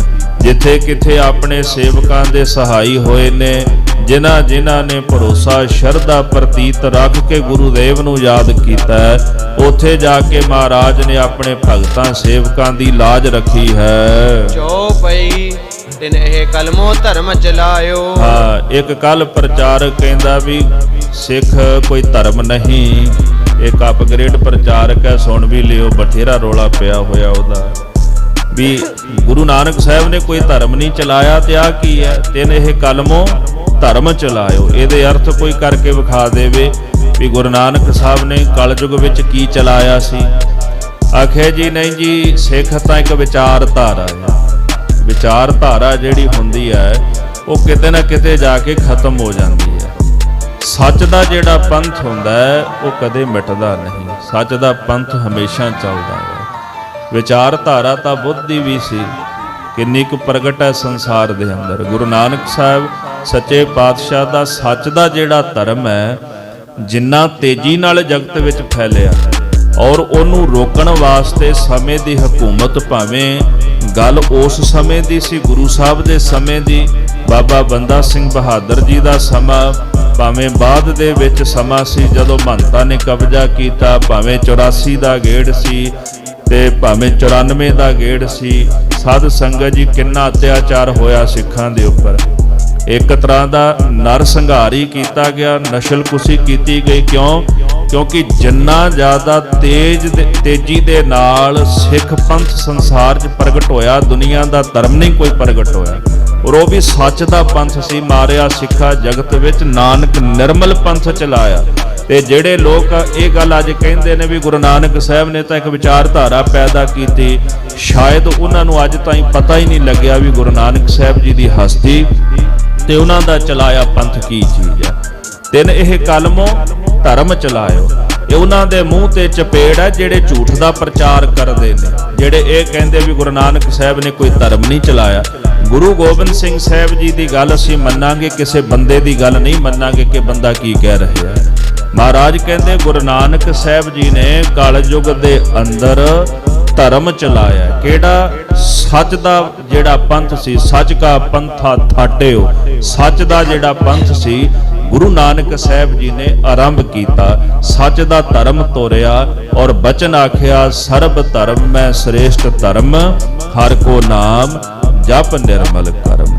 ਮਹਾਰਾਜ ਜੀ ਕਹਿੰਦੇ ਹਨ ਕਲਯੁਗ ਦੇ ਅੰਦਰ ਸ੍ਰੇਸ਼ਟ ਧਰਮ ਪਰਮੇਸ਼ਰ ਦਾ ਨਾਮ ਜਪਣਾ, ਇਹੀ ਗੁਰਮਤਿ ਦਾ ਸਿਧਾਂਤ ਹੈ। ਇਹੀ ਗੁਰਮਤਿ ਦੀ ਵਿਚਾਰਧਾਰਾ ਹੈ ਨਾਮ ਜਪਣ ਦੀ। ਔਰ ਇਹ ਧਰਮ ਗੁਰੂ ਨਾਨਕ ਸਾਹਿਬ ਸੱਚੇ ਪਾਤਸ਼ਾਹ ਜੀ ਨੇ ਆਰੰਭ ਕੀਤਾ ਵੀ ਸਿੱਖ ਵੀ ਮੈਂ ਸਿੱਖਣਾ ਆਇਆ। ਇਸ ਤੋਂ ਪਹਿਲਾਂ ਭਾਵੇਂ ਸਖਿਆਰਤੀ ਹੋਵਣਗੇ ਤੇ ਸਿਖਾਉਣ ਵਾਲੇ ਵੀ ਬੜੇ ਹੋਵਣਗੇ, ਪਰ ਗੁਰੂ ਨਾਨਕ ਸਾਹਿਬ ਸੱਚੇ ਪਾਤਸ਼ਾਹ ਮਹਾਰਾਜ ਜਦੋਂ ਮਾਤਲੋਕ ਦੀ ਧਰਤੀ ਤੇ ਆਏ ਤੇ ਉਹ ਅਕਾਲ ਪੁਰਖ ਦਾ ਸਰਗੁਣ ਰੂਪ ਸੀਗਾ। ਇਸ ਤੋਂ ਪਹਿਲਾਂ ਅਵਤਾਰੀ ਪੁਰਸ਼ ਆਏ। ਜਿਸ ਦਿਨ ਗੁਰੂ ਨਾਨਕ ਸਾਹਿਬ ਜੀ ਦੀ ਆਮਦ ਹੋਈ ਅਕਾਲ ਪੁਰਖ ਧਰਤੀ ਤੇ ਆਇਆ। ਐਵੇਂ ਨਹੀਂ ਗੁਰਮੁਖੋ, ਕਲਗੀਧਰ ਜੀ ਦੇ ਪ੍ਰਕਾਸ਼ ਵਕਤ ਪੀਰ ਭੀਖਮ ਸ਼ਾਹ ਵਰਗੇ ਪਟਨਾ ਸਾਹਿਬ ਨੂੰ ਮੱਥਾ ਐਵੇਂ ਨਹੀਂ ਸੀ ਟੇਕਦੇ, ਜਿਨ੍ਹਾਂ ਨੇ ਆਖਿਆ ਸੀਗਾ ਕਿ ਅੱਜ ਖੁਦਾ ਧਰਤੀ ਤੇ ਆ ਗਿਆ। ਉਹਨਾਂ ਨੇ ਨਮਸਕਾਰਾਂ ਕੀਤੀਆਂ ਤੇ ਸਿੱਖਾਂ ਨੂੰ ਕੀ ਹੋ ਗਿਆ ਅੱਜ, ਜਿਹੜੇ ਇਹ ਕਹਿੰਦੇ ਨੇ ਵੀ ਮਹਾਰਾਜ ਨੇ ਤਾਂ ਕੋਈ ਧਰਮ ਹੀ ਨਹੀਂ ਚਲਾਇਆ। ਨਾਲੇ ਆ ਇੱਕ ਦੇ ਦਿਨ ਦੀ ਗੱਲ ਹੈ ਜਿਸ ਪ੍ਰਚਾਰਕ ਨੇ ਇਹੋ ਜੀਆਂ ਗੱਲਾਂ ਕੀਤੀਆਂ ਨੇ, ਔਰ ਕਈ ਵਾਰ ਸੋਚ ਕੇ ਹੈਰਾਨਗੀ ਹੁੰਦੀ ਆ ਵੀ ਪਤਾ ਨਹੀਂ ਬੈਠੇ ਲੁਕ ਕੇ, ਨਾਲੇ ਲੁਕ ਕੇ ਪ੍ਰਚਾਰ ਕਰਦੇ, ਸਾਹਮਣੇ ਆ ਕੇ ਨਹੀਂ ਵੀ ਕੋਈ ਕੁਝ ਕਹਿ ਵੀ ਨਾ ਦੇਵੇ, ਫਿਰ ਸਾਹਮਣੇ ਵੀ ਕੋਈ ਨਹੀਂ ਆਉਂਦੇ, ਕਿਉਂਕਿ ਸੱਚ ਬੋਲਣ ਲਈ ਨਾ ਤੇ ਸਾਹਮਣੇ ਆਉਣਾ ਪੈਂਦਾ ਤੇ ਲੁਕ ਕੇ ਜਿਹੜਾ ਪ੍ਰਚਾਰ ਕੀਤਾ ਜਾਂਦਾ ਉਹ ਤਾਂ ਠੱਗੀ ਠੋਰੀ ਚੋਰੀ ਹੈ। ਸੋ ਇਸ ਵਾਸਤੇ ਮਹਾਰਾਜ ਗੁਰੂ ਨਾਨਕ ਸਾਹਿਬ ਨੇ ਸੱਚ ਦਾ ਧਰਮ ਸੱਚ ਸੁਣਾਏ ਸੀ। ਸੱਚ ਕੀ ਵੇਲਾ, ਜਦੋਂ ਸੱਚ ਸੁਣਾਉਣ ਦਾ ਵੇਲਾ ਆਇਆ, ਸੱਚ ਸੁਣਾਉਣ ਲਈ ਧਰਤੀ ਤੇ ਆਏ ਤੇ ਸਿੱਖ ਪੰਥ ਮਹਾਰਾਜ ਨੇ ਆਰੰਭ ਕੀਤਾ।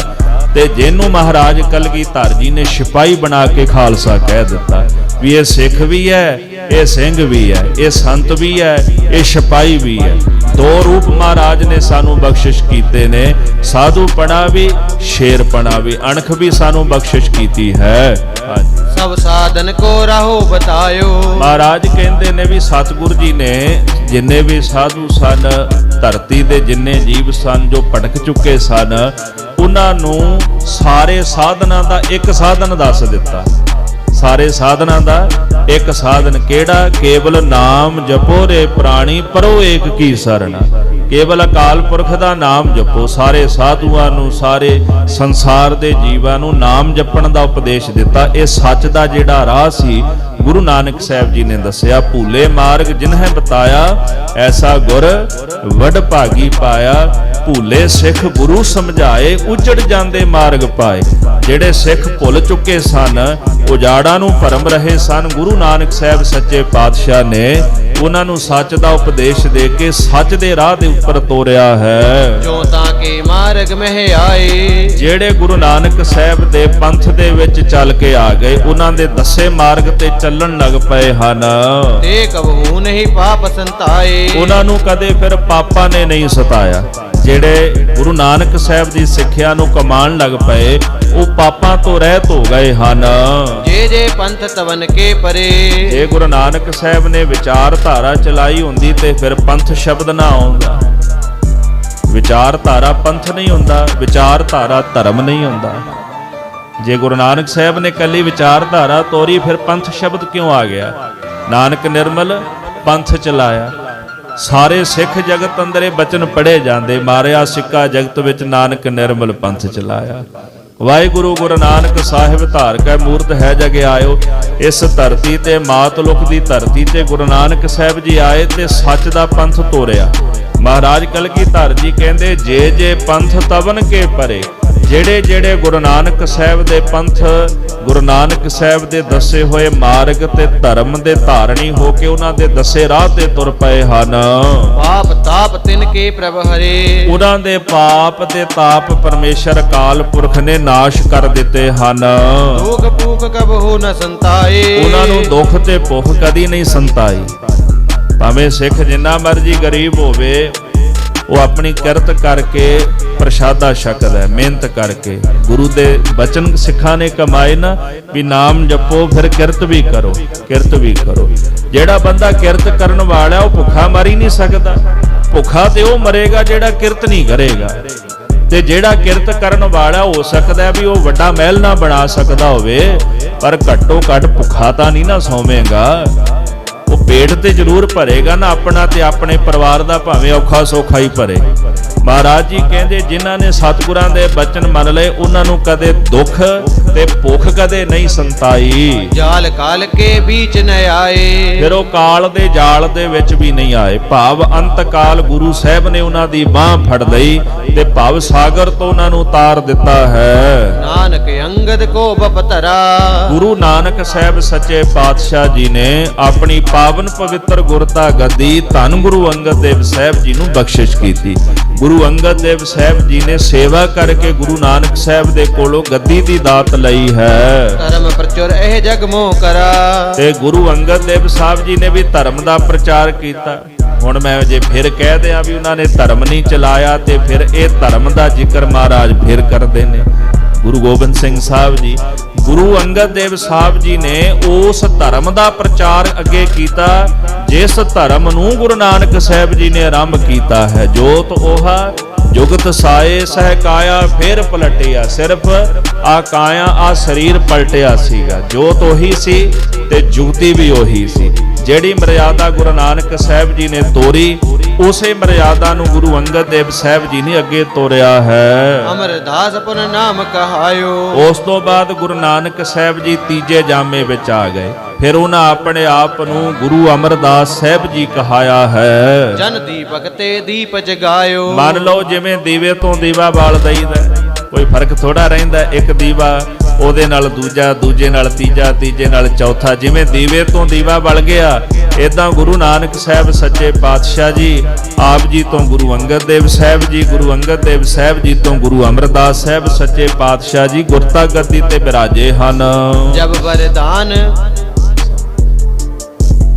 ਜਬ ਵਰਦਾਨ ਸਮੇਂ ਉਹ ਆਇਆ। ਮਹਾਰਾਜ ਜੀ ਕਹਿੰਦੇ ਫਿਰ ਜਦੋਂ ਵਰਦਾਨ ਦਾ ਸਮਾਂ ਨੇੜੇ ਆ ਗਿਆ ਹੈ, ਰਾਮਦਾਸ ਤਬ ਗੁਰੂ ਕਹਾਵਾ। ਤੇ ਫਿਰ ਅੰਮ੍ਰਿਤ ਵੇਲੇ ਦਾ ਸਮਾਂ ਗੁਰੂ ਅਮਰਦਾਸ ਸਾਹਿਬ ਜੀ ਇਸ਼ਨਾਨ ਕਰਦੇ ਸਨ ਤੇ ਪੀੜੇ ਦੀ ਲੱਤ ਟੁੱਟ ਗਈ। ਬੀਬੀ ਭਾਨੀ ਜੀ ਉਹਨਾਂ ਨੇ ਇਤਿਹਾਸਕਾਰਾਂ ਨੇ ਦੋ ਬਚਨ ਲਿਖੇ ਨੇ। ਕਿਸੇ ਜ਼ਿਕਰ ਕੀਤਾ ਵੀ ਉਹਨਾਂ ਆਪਣਾ ਚਰਨ ਹੇਠਾਂ ਦਿੱਤਾ ਪੀੜੇ ਦੇ। ਕਿਸੇ ਕਵੀ ਸੰਤੋਖ ਸਿੰਘ ਹੋਰਾਂ ਨੇ ਜ਼ਿਕਰ ਕੀਤਾ ਵੀ ਉਹ ਹੱਥ ਦੇਤਾ ਥੱਲੇ ਉਹਨਾਂ ਨੇ ਵੀ ਪੀੜਾ ਡੋਲੇ ਨਾ। ਮਹਾਰਾਜ ਬੈਠੇ ਉੱਥੇ ਹੀ ਸਮਾਧੀ ਲੱਗ ਗਈ। ਉਹ ਤਿੱਖਾ ਸੀ। ਜਦੋਂ ਪੀੜਾ ਦਾ ਪਾਵਾ ਟੁੱਟਿਆ ਤੇ ਉਹ ਹੱਥ ਦੇ ਵਿੱਚ ਖੁੱਭ ਗਿਆ। ਨਾੜਾਂ ਦੇ ਵਿੱਚ ਲਹੂ ਰੁਕ ਗਿਆ, ਵਿੱਚੋਂ ਲਹੂ ਨਿਕਲਣ ਲੱਗਾ। ਤੇ ਗੁਰੂ ਅਮਰਦਾਸ ਸਾਹਿਬ ਦੇ ਜਦੋਂ ਨੇਤਰ ਖੋਲੇ ਵੇਖਿਆ, ਪੁੱਤਰੀ ਇਹ ਕੀ ਹੋਇਆ? ਆਖਿਆ ਪਿਤਾ ਗੁਰਦੇਵ ਆ ਪੀੜੇ ਦੀ ਪਾਵੇ ਦੀ ਲੱਤ ਟੁੱਟ ਗਈ ਸੀ ਤੇ ਮੈਂ ਸੋਚਿਆ ਵੀ ਕਿਤੇ ਇਹ ਡੋਲ ਨਾ ਜਾਏ ਤੇ ਮੈਂ ਥੱਲੇ ਹੱਥ ਦੇ ਦਿੱਤਾ। ਬੇਟੀ ਅੱਜ ਤੇਰੇ ਤੇ ਬੜੇ ਪ੍ਰਸੰਨ ਆ। ਬੀਬੀ ਭਾਨੀ ਜੀ ਨੇ ਬੜੀ ਸੇਵਾ ਕੀਤੀ ਜੀ ਬਚਪਨ ਤੋਂ ਲੈ ਕੇ ਅੰਤ ਤਾਈਂ, ਜਿੰਨੀ ਦੇਰ ਉਹ ਸਰੀਰਕ ਜਾਮੇ 'ਚ ਰਹੇ। ਮਹਾਰਾਜ ਸੱਚੇ ਪਾਤਸ਼ਾਹ ਗਰੀਬ ਨਵਾਜ ਕਹਿੰਦੇ ਬੇਟਾ ਮੰਗ ਕੀ ਮੰਗਦੀਆਂ, ਤੇਰੇ ਤੇ ਬੜਾ ਖੁਸ਼ ਆ।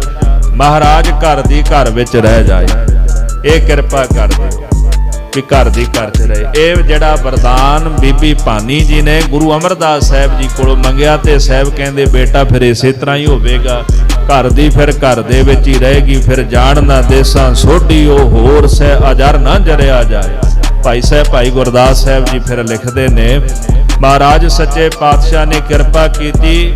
ਫਿਰ ਬੰਸ ਜਿਹੜੀ ਸੋਢੀਆਂ ਦੀ ਉਹਨਾਂ ਕੋਲ ਫਿਰ ਰਾਜ ਭਾਗ ਗੁਰੂ ਨਾਨਕ ਸਾਹਿਬ ਦਾ ਆਇਆ। ਫਿਰ ਚੌਥੇ ਪਾਤਸ਼ਾਹ ਰਾਮਦਾਸ ਤਬ ਗੁਰੂ ਕਹਾਵਾ। ਗੁਰੂ ਰਾਮਦਾਸ ਮਹਾਰਾਜ ਜੀ ਗੁਰੂ ਕਹਾਏ, ਗੁਰਤਾ ਗੱਦੀ ਉੱਪਰ ਬਿਰਾਜਮਾਨ ਹੋਏ ਨੇ। ਇੱਕ ਹੋਰ ਬਚਨ ਸਾਂਝਾ ਕਰਦਿਆਂ, ਜਿਸ ਦਿਨ ਗੁਰੂ ਅਮਰਦਾਸ ਸੱਚੇ ਪਾਤਸ਼ਾਹ ਜੀ ਦੇ ਚਰਨਾਂ ਵਿੱਚ ਸੇਵਾ ਕਰ ਰਹੇ ਸਨ ਬੌਲੀ ਸਾਹਿਬ ਦੀ, ਤੇ ਉਸ ਵਕਤ ਇਹ ਸੋਢੀ ਜਿਹੜੇ ਸਨ ਲਾਹੌਰ ਤੋਂ ਆਏ, ਉੱਥੇ ਇਹ ਰਹਿੰਦੇ ਸਨ ਪੁਰਾਣੇ ਕਾਫੀ ਸਮੇਂ ਦੇ, ਕਿਉਂਕਿ ਪੰਜਾਬ ਵਿੱਚ ਹੀ ਰਾਜ ਸੀ ਇਹਨਾਂ ਦਾ। ਉਹਨਾਂ ਨੇ ਆਖਿਆ ਵੀ ਸਾਡਾ ਪਰਿਵਾਰ ਦਾ ਇੱਕ ਜੀ ਉੱਥੇ ਰਹਿੰਦਾ ਗੋਇੰਦਵਾਲ ਸਾਹਿਬ, ਨਾਂ ਸੀ ਭਾਈ ਜੇਠਾ। ਵੀ ਚਲੋ ਚੱਲ ਕੇ ਵੇਖਦੇ ਆ ਵੀ ਹੁਣ ਤਾਂ ਕੋਈ ਵਪਾਰੀ ਬਣ ਗਿਆ ਹੋਵੇਗਾ, ਮਾਇਆਧਾਰੀ ਬਣ ਗਿਆ ਹੋਵੇਗਾ। ਜਦੋਂ ਉੱਥੇ ਆਏ ਤੇ ਉਹਨਾਂ ਕੀ ਤੱਕਿਆ ਕਿ ਗੁਰੂ ਰਾਮਦਾਸ ਮਹਾਰਾਜ ਨਾ ਜਿਹੜੀ ਟੋਕਰੀ ਸੀ ਮਿੱਟੀ ਨਾਲ ਭਰੀ ਹੋਈ ਉਹ ਬੌਲੀ ਸਾਹਿਬ ਤੋਂ ਕੱਢ ਕੇ ਲਿਆ ਰਹੇ ਸਨ। ਉਹ ਵੇਖ ਕੇ ਉਹਨਾਂ ਦੇ ਮਨ ਅੰਦਰ ਇੰਨਾ ਗੁੱਸਾ ਪੈਦਾ ਹੋਇਆ ਤੇ ਉਹ ਮਹਾਰਾਜ ਨੂੰ ਬੋਲਣ ਲੱਗ ਪਏ।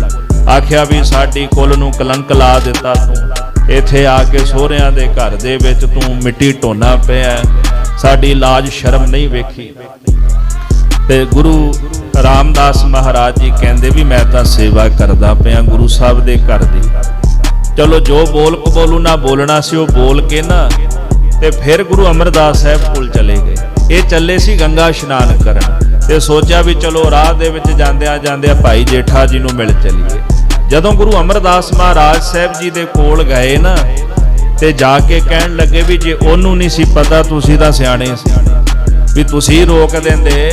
ਉਹ ਵੇਖੋ ਸਿਰ 'ਚ ਉਹਨਾਂ ਨੇ ਜਦੋਂ ਮਹਾਰਾਜ ਟੋਕਰੀ ਚੱਕ ਰਹੇ ਸਨ, ਜਿਹੜੀ ਮਿੱਟੀ ਸੀ ਉਹ ਕੇਸਾਂ 'ਚ ਜਿਵੇਂ ਸੀਸ 'ਚ ਪੈ ਗਈ ਤੇ ਸਰੀਰ ਸਾਰਾ ਮਿੱਟੀ ਨਾਲ ਲਿਬੜਿਆ ਸੀਗਾ। ਉਹਨਾਂ ਨੇ ਕਹਿੰਦੇ ਟੋਕਰੀ ਚੁੱਕੀ ਹੋਈ ਹੈ, ਸਿਰ ਦੇ ਵਿੱਚ ਮਿੱਟੀ ਪਈ ਹੋਈ ਹੈ। ਤੇ ਜਦੋਂ ਬੋਲ ਕਬੋਲ ਬੋਲੇ ਤੇ ਗੁਰੂ ਅਮਰਦਾਸ ਮਹਾਰਾਜ ਕਹਿੰਦੇ ਖੇ ਤਾਂ ਤੁਹਾਡੇ ਸਿਰ 'ਚ ਪੈਣੀ ਹੈ। ਤੇ ਜਿਸ ਟੋਕਰੀ ਦੀ ਗੱਲ ਤੁਸੀਂ ਕਰਦੇ ਹੋ ਨਾ, ਇਹ ਤਾਂ ਮੈਂ ਗੁਰੂ ਨਾਨਕ ਸਾਹਿਬ ਸੱਚੇ ਪਾਤਸ਼ਾਹ ਜੀ ਦੀ ਪਾਵਨ ਗੱਦੀ ਦਾ ਬੋਝ ਇਹਨਾਂ ਨੂੰ ਚੁਕਾਇਆ। ਸਮਾਂ ਆਵੇਗਾ ਮਹਾਰਾਜ ਕਹਿੰਦੇ ਮੈਂ ਇਹ ਵੇਖ ਰਿਹਾ ਵੀ ਇਹ ਅਜਰ ਨੂੰ ਜਰ ਸਕਦੇ ਕਿ ਨਹੀਂ, ਤੁਹਾਡੀ ਸਾਰੀ ਕੁੱਲ ਨਰਕਾਂ ਵਿੱਚ ਜਾਣੀ ਸੀ। ਇਹ ਬਚਨ ਇਤਿਹਾਸ ਵਿੱਚ ਲਿਖੇ ਨੇ ਜਿਹੜੇ ਇਹ ਗੱਲ ਕਹਿੰਦੇ ਨੇ ਨਾ ਵੀ ਇਹ ਜਿਹੜੀ ਬੰਸ ਜਿਹੜੀ ਹੈ ਇਹ ਲਵ ਕੁਸ਼ ਦੀ ਬੰਸ ਹੈ, ਉਹ ਵੀ ਸੁਣ ਲੈਣ। ਗੁਰੂ ਅਮਰਦਾਸ ਸਾਹਿਬ ਨੇ ਕਿਹਾ ਕਿ ਤੁਹਾਡੀ ਸਾਰੀ ਕੁੱਲ ਨਰਕਾਂ ਵਿੱਚ ਜਾਣੀ ਸੀ। ਮਹਾਰਾਜ ਸੱਚੇ ਪਾਤਸ਼ਾਹ ਕਹਿੰਦੇ ਗੁਰੂ ਰਾਮਦਾਸ ਮਹਾਰਾਜ ਨੇ ਪ੍ਰਕਾਸ਼ ਧਾਰਿਆ, ਤੁਹਾਡੀਆਂ ਕੁੱਲਾਂ ਤਰ ਗਈਆਂ ਨੇ, ਪਿਛਲੀਆਂ ਵੀ ਤਰ ਗਈਆਂ ਤੇ ਅਗਲੀਆਂ ਵੀ ਤਰ ਜਾਣਗੀਆਂ। ਜਿਸ ਬੰਸ ਅੰਦਰ ਗੁਰੂ ਰਾਮਦਾਸ ਸਾਹਿਬ ਨੇ ਪ੍ਰਕਾਸ਼ ਧਾਰਿਆ। ਇੰਨੇ ਨੂੰ ਗੁਰੂ ਰਾਮਦਾਸ ਮਹਾਰਾਜ ਆ ਗਏ, ਹੱਥ ਜੋੜ ਲਏ, ਸਤਿਗੁਰੂ ਇਹ ਅਗਿਆਤ ਨੇ, ਇਹ ਤੁਹਾਡੀ ਮਹਿਮਾ ਨੂੰ ਨਹੀਂ ਜਾਣਦੇ। ਤੇ ਸਾਧ ਸੰਗਤ ਜੀ ਗੁਰੂ ਅਮਰਦਾਸ ਮਹਾਰਾਜ ਖਾਮੋਸ਼ ਹੋ ਗਏ, ਇਹ ਉੱਥੋਂ ਚਲੇ ਗਏ। ਫਿਰ ਬਾਅਦ ਵਿੱਚ ਜਦੋਂ ਗੁਰੂ ਰਾਮਦਾਸ ਮਹਾਰਾਜ ਗੱਦੀ ਤੇ ਬੈਠੇ ਤੇ ਫਿਰ ਇਹ ਮਾਫੀ ਮੰਗਣ ਵਾਸਤੇ ਆਏ ਸਤਿਗੁਰਾਂ ਦੇ ਕੋਲੋਂ। ਫਿਰ ਗੁਰੂ ਸਾਹਿਬ ਜੀ ਨੂੰ ਲਾਹੌਰ ਲੈ ਕੇ ਗਏ ਤੇ ਗੁਰੂ ਸਾਹਿਬ ਜੀ ਦਾ ਜਿੱਥੇ ਘਰ ਸੀ ਨਾ ਉੱਥੇ ਜਾ ਕੇ ਫਿਰ ਮਹਾਰਾਜ ਨੇ ਧਰਮਸ਼ਾਲਾ ਬਣਾਈ, ਉਸ ਘਰ ਦੇ ਵਿੱਚ ਬਰਾਜੇ। ਤੇ ਫਿਰ ਆਸਾ ਕੀ ਵਾਰ ਦੇ ਜਿਹੜੇ ਸ਼ੰਤ ਨੇ ਉੱਥੇ ਮਹਾਰਾਜ ਨੇ ਜਾ ਕੇ ਉਚਾਰੇ। ਚੌਥੇ ਪਾਤਸ਼ਾਹ ਨੇ ਤੇ ਆਸਾ ਦੀ ਵਾਰ ਦਾ ਕੀਰਤਨ ਦਾ ਜਿਹੜਾ ਰੋਜ਼ ਦੀ ਜਿਹੜੀ ਮਰਿਆਦਾ ਹੈ ਗੁਰੂ ਘਰ ਵਿੱਚ, ਉਹਦੀ ਮਰਿਆਦਾ ਨੂੰ ਮਹਾਰਾਜ ਨੇ ਆਰੰਭ ਕੀਤਾ। ਰਾਮਦਾਸ ਤਬ ਗੁਰੂ ਕਹਾਵਾ। ਚੌਥੇ ਪਾਤਸ਼ਾਹ ਗੁਰੂ ਰਾਮਦਾਸ ਮਹਾਰਾਜ ਗੁਰਤਾ ਗੱਦੀ ਤੇ ਬਿਰਾਜੇ ਨੇ ਤੇ ਸੋਢੀਆਂ ਦੀ ਬੰਸ ਵਿੱਚ ਇਹ ਗੁਰਿਆਈ ਆਈ ਹੈ। ਤੇ ਵਰਦਾਨ ਪੁਰਾਤਨ ਦੀਆ। ਸਤਿਗੁਰੂ ਕਹਿੰਦੇ ਜਿਹੜਾ ਪੁਰਾਤਨ ਪੁਰਾਣਾ ਵਰ ਦਿੱਤਾ ਸੀ ਅਮਰਦਾਸ ਸੁਰ ਪਰ ਮਗਲੀਆ, ਉਹਦੇ ਮੁਤਾਬਕ ਗੁਰੂ ਅਮਰਦਾਸ ਸੱਚੇ ਪਾਤਸ਼ਾਹ ਆਪਣਾ ਪੰਜ ਭੂਤਕ ਸਰੀਰ ਤਿਆਗ ਕੇ ਸੱਚਖੰਡ ਚਲੇ ਗਏ ਤੇ ਆਪਣੀ ਪਾਵਨ ਗੁਰਤਾ ਗੱਦੀ ਸੋਢੀਆਂ ਦੀ ਬੰਸ ਵਿੱਚ ਗੁਰੂ ਰਾਮਦਾਸ ਮਹਾਰਾਜ ਨੂੰ ਬਖਸ਼ਿਸ਼ ਕਰਕੇ ਇਹ ਬੰਸ ਉਸੇ ਹੀ ਇਹ ਗੁਰਤਾ ਗੱਦੀ ਉਸੇ ਬੰਸ ਵਿੱਚ ਟਿਕਾ ਗਏ ਹਨ। ਸ਼੍ਰੀ ਨਾਨਕ ਅੰਗਦ ਕਰਮਾਨਾ। ਹੁਣ ਵੇਖੋ ਬੜੇ ਕੀਮਤੀ ਬਚਨ ਨੇ ਮਹਾਰਾਜ ਦੇ। ਸ਼੍ਰੀ ਨਾਨਕ ਅੰਗਦ ਕਰਮਾਨਾ। ਸਤਿਗੁਰੂ ਕਹਿੰਦੇ ਗੁਰੂ ਨਾਨਕ ਸਾਹਿਬ ਸੱਚੇ ਪਾਤਸ਼ਾਹ ਜੀ ਤੇ ਗੁਰੂ ਅੰਗਦ ਦੇਵ ਜੀ ਮਹਾਰਾਜ ਅਸੀਂ ਦੋਨਾਂ ਨੂੰ ਇੱਕ ਸਰੂਪ ਕਰਕੇ ਜਾਣਿਆ। ਗੁਰੂ ਨਾਨਕ ਸਾਹਿਬ ਜੀ ਆਪ ਹੀ ਗੁਰੂ ਅੰਗਦ ਦੇਵ ਸਾਹਿਬ ਜੀ ਹਨ। ਅਮਰਦਾਸ ਅੰਗਦ ਪਹਿਚਾਨਾ। ਤੇ ਅਸੀਂ ਗੁਰੂ ਅਮਰਦਾਸ ਮਹਾਰਾਜ ਜੀ ਨੂੰ ਗੁਰੂ ਅੰਗਦ ਦੇਵ ਜੀ ਕਰਕੇ ਪਹਿਚਾਣਿਆ ਹੈ। ਅਮਰਦਾਸ ਰਾਮਦਾਸ ਕਹਾਇਓ। ਸਤਿਗੁਰੂ ਕਹਿੰਦੇ ਫਿਰ ਗੁਰੂ ਰਾਮਦਾਸ ਮਹਾਰਾਜ ਸੱਚੇ ਪਾਤਸ਼ਾਹ ਗੱਦੀ ਤੇ ਬੈਠੇ, ਇਹ ਗੁਰੂ ਅਮਰਦਾਸ ਸਾਹਿਬ ਜੀ ਆਪ ਹੀ ਗੁਰੂ ਰਾਮਦਾਸ ਜੀ ਕਹਾਏ ਹਨ। ਸਾਧਨ ਲਖਾ ਮੂੜ ਨਹਿ ਪਾਇਓ। ਪਰ ਸਾਧੂਆਂ ਨੇ ਗੱਲ ਜਾਣ ਲਈ, ਸੰਤਾਂ ਨੇ ਗੱਲ ਜਾਣ ਲਈ, ਪਰ ਮੂਰਖਾਂ ਨੇ ਨਹੀਂ ਜਾਣੀ। ਅੱਜ ਵੀ ਸਾਡੇ ਵਿੱਚ ਭੇਦ ਭਾਵ ਹੈ ਨਾ, ਵੀ ਕੋਈ ਆਖੇ ਜੀ ਅਸੀਂ ਗੁਰੂ ਨਾਨਕ ਦੇ ਸਿੱਖ ਆ, ਵੀ ਅਸੀਂ ਨਹੀਂ ਅੰਮ੍ਰਿਤ ਛਕਣਾ। ਗੁਰੂ ਨਾਨਕ ਸਾਹਿਬ ਨੇ ਕਿਹੜਾ ਅੰਮ੍ਰਿਤ ਛਕਾਇਆ ਸੀ? ਇਹ ਤਾਂ 10ਵੇਂ ਪਾਤਸ਼ਾਹ ਨੇ ਛਕਾਇਆ, ਵੀ ਸਾਨੂੰ ਕੀ ਲੋੜ ਹੈ ਅੰਮ੍ਰਿਤ ਛਕਣ ਦੀ। ਤੇ ਇੱਥੇ ਮਹਾਰਾਜ ਕਲਗੀਧਰ ਜੀ ਕਹਿੰਦੇ ਉਹ ਮੂਰਖ ਲੋਕ ਨੇ ਜਿਨ੍ਹਾਂ ਨੇ ਭੇਦ ਫਰਕ ਸਮਝਿਆ ਹੈ। ਇਹ 10 ਜਾਮੇ ਇੱਕ ਸਰੂਪ ਹੀ ਹਨ। ਗੁਰੂ ਨਾਨਕ ਸਾਹਿਬ ਜੀ ਆਪ ਹੀ ਗੁਰੂ ਅੰਗਦ ਦੇਵ ਜੀ ਦਾ ਰੂਪ ਨੇ, ਆਪ ਹੀ ਗੁਰੂ ਅਮਰਦਾਸ ਸਾਹਿਬ ਗੁਰੂ ਰਾਮਦਾਸ ਸਾਹਿਬ ਮਹਾਰਾਜ ਜੀ ਦਾ ਰੂਪ ਹਨ। ਭਿੰਨ ਭਿੰਨ ਸਭ ਹੂੰ ਕਰ ਜਾਣਾ। ਮਹਾਰਾਜ ਕਹਿੰਦੇ ਬਾਕੀਆਂ ਨੇ ਤਾਂ ਸਤਿਗੁਰਾਂ ਨੂੰ ਭਿੰਨ ਭਿੰਨ ਵੱਖਰਾ ਵੱਖਰਾ ਕਰਕੇ ਜਾਣਿਆ ਹੈ। ਏਕ ਰੂਪ ਕਿਨਹੂ ਪਹਿਚਾਨਾ। ਕਿਸੇ ਵਿਰਲੇ ਵਿਰਲੇ ਨੇ ਗੁਰੂ ਸਾਹਿਬ ਜੀ ਨੂੰ ਇੱਕ ਰੂਪ ਕਰਕੇ ਪਹਿਚਾਣਿਆ। ਹੁਣ ਜਦੋਂ ਇੱਕ ਦੀ ਗੱਲ ਆਵੇ ਤੇ ਗੁਰੂ ਨਾਨਕ ਸਾਹਿਬ ਜੀ ਤੋਂ ਲੈ ਕੇ ਗੁਰੂ ਰਾਮਦਾਸ ਸਾਹਿਬ ਜੀ ਤੱਕ ਮਹਾਰਾਜ ਨੇ ਇੱਥੇ ਜ਼ਿਕਰ ਕੀਤਾ ਜੇ। ਸਤਿਗੁਰੂ ਕਹਿੰਦੇ ਨੇ ਵੀ ਇਹ ਇੱਕ ਹੀ ਅਕਾਲ ਪੁਰਖ ਹੈ, ਇੱਕ ਹੀ ਨਿਰੰਕਾਰ ਹੈ। ਇੱਕ ਹੀ ਗੁਰੂ ਨਾਨਕ ਸਾਹਿਬ ਜੀ ਜੋ ਅਕਾਲ ਪੁਰਖ ਦਾ ਸਰਗੁਣ ਰੂਪ ਨੇ, ਜਿਨ੍ਹਾਂ ਅੰਦਰ ਅਕਾਲ ਪੁਰਖ ਦੀ ਜੋਤ ਹੈ। ਆਪ ਨਾਰਾਇਣ ਕਲਾ ਧਾਰ ਜਗ ਮੈਂ ਪਰਵਰਿਓ। ਸਤਿਗੁਰੂ ਜੀ ਕਹਿੰਦੇ ਨੇ ਗੁਰੂ ਨਾਨਕ ਦੇਵ ਗੋਬਿੰਦ ਰੂਪ ਗੁਰੂ ਨਾਨਕ ਸਾਹਿਬ ਜੀ ਮਹਾਰਾਜ ਆਪ ਹੀ ਉਹ ਗੋਬਿੰਦ ਅਕਾਲ ਪੁਰਖ ਦਾ ਰੂਪ ਨੇ। ਕਿਸੇ ਪ੍ਰਕਾਰ ਦਾ ਭੇਦ ਫਰਕ ਨਹੀਂ।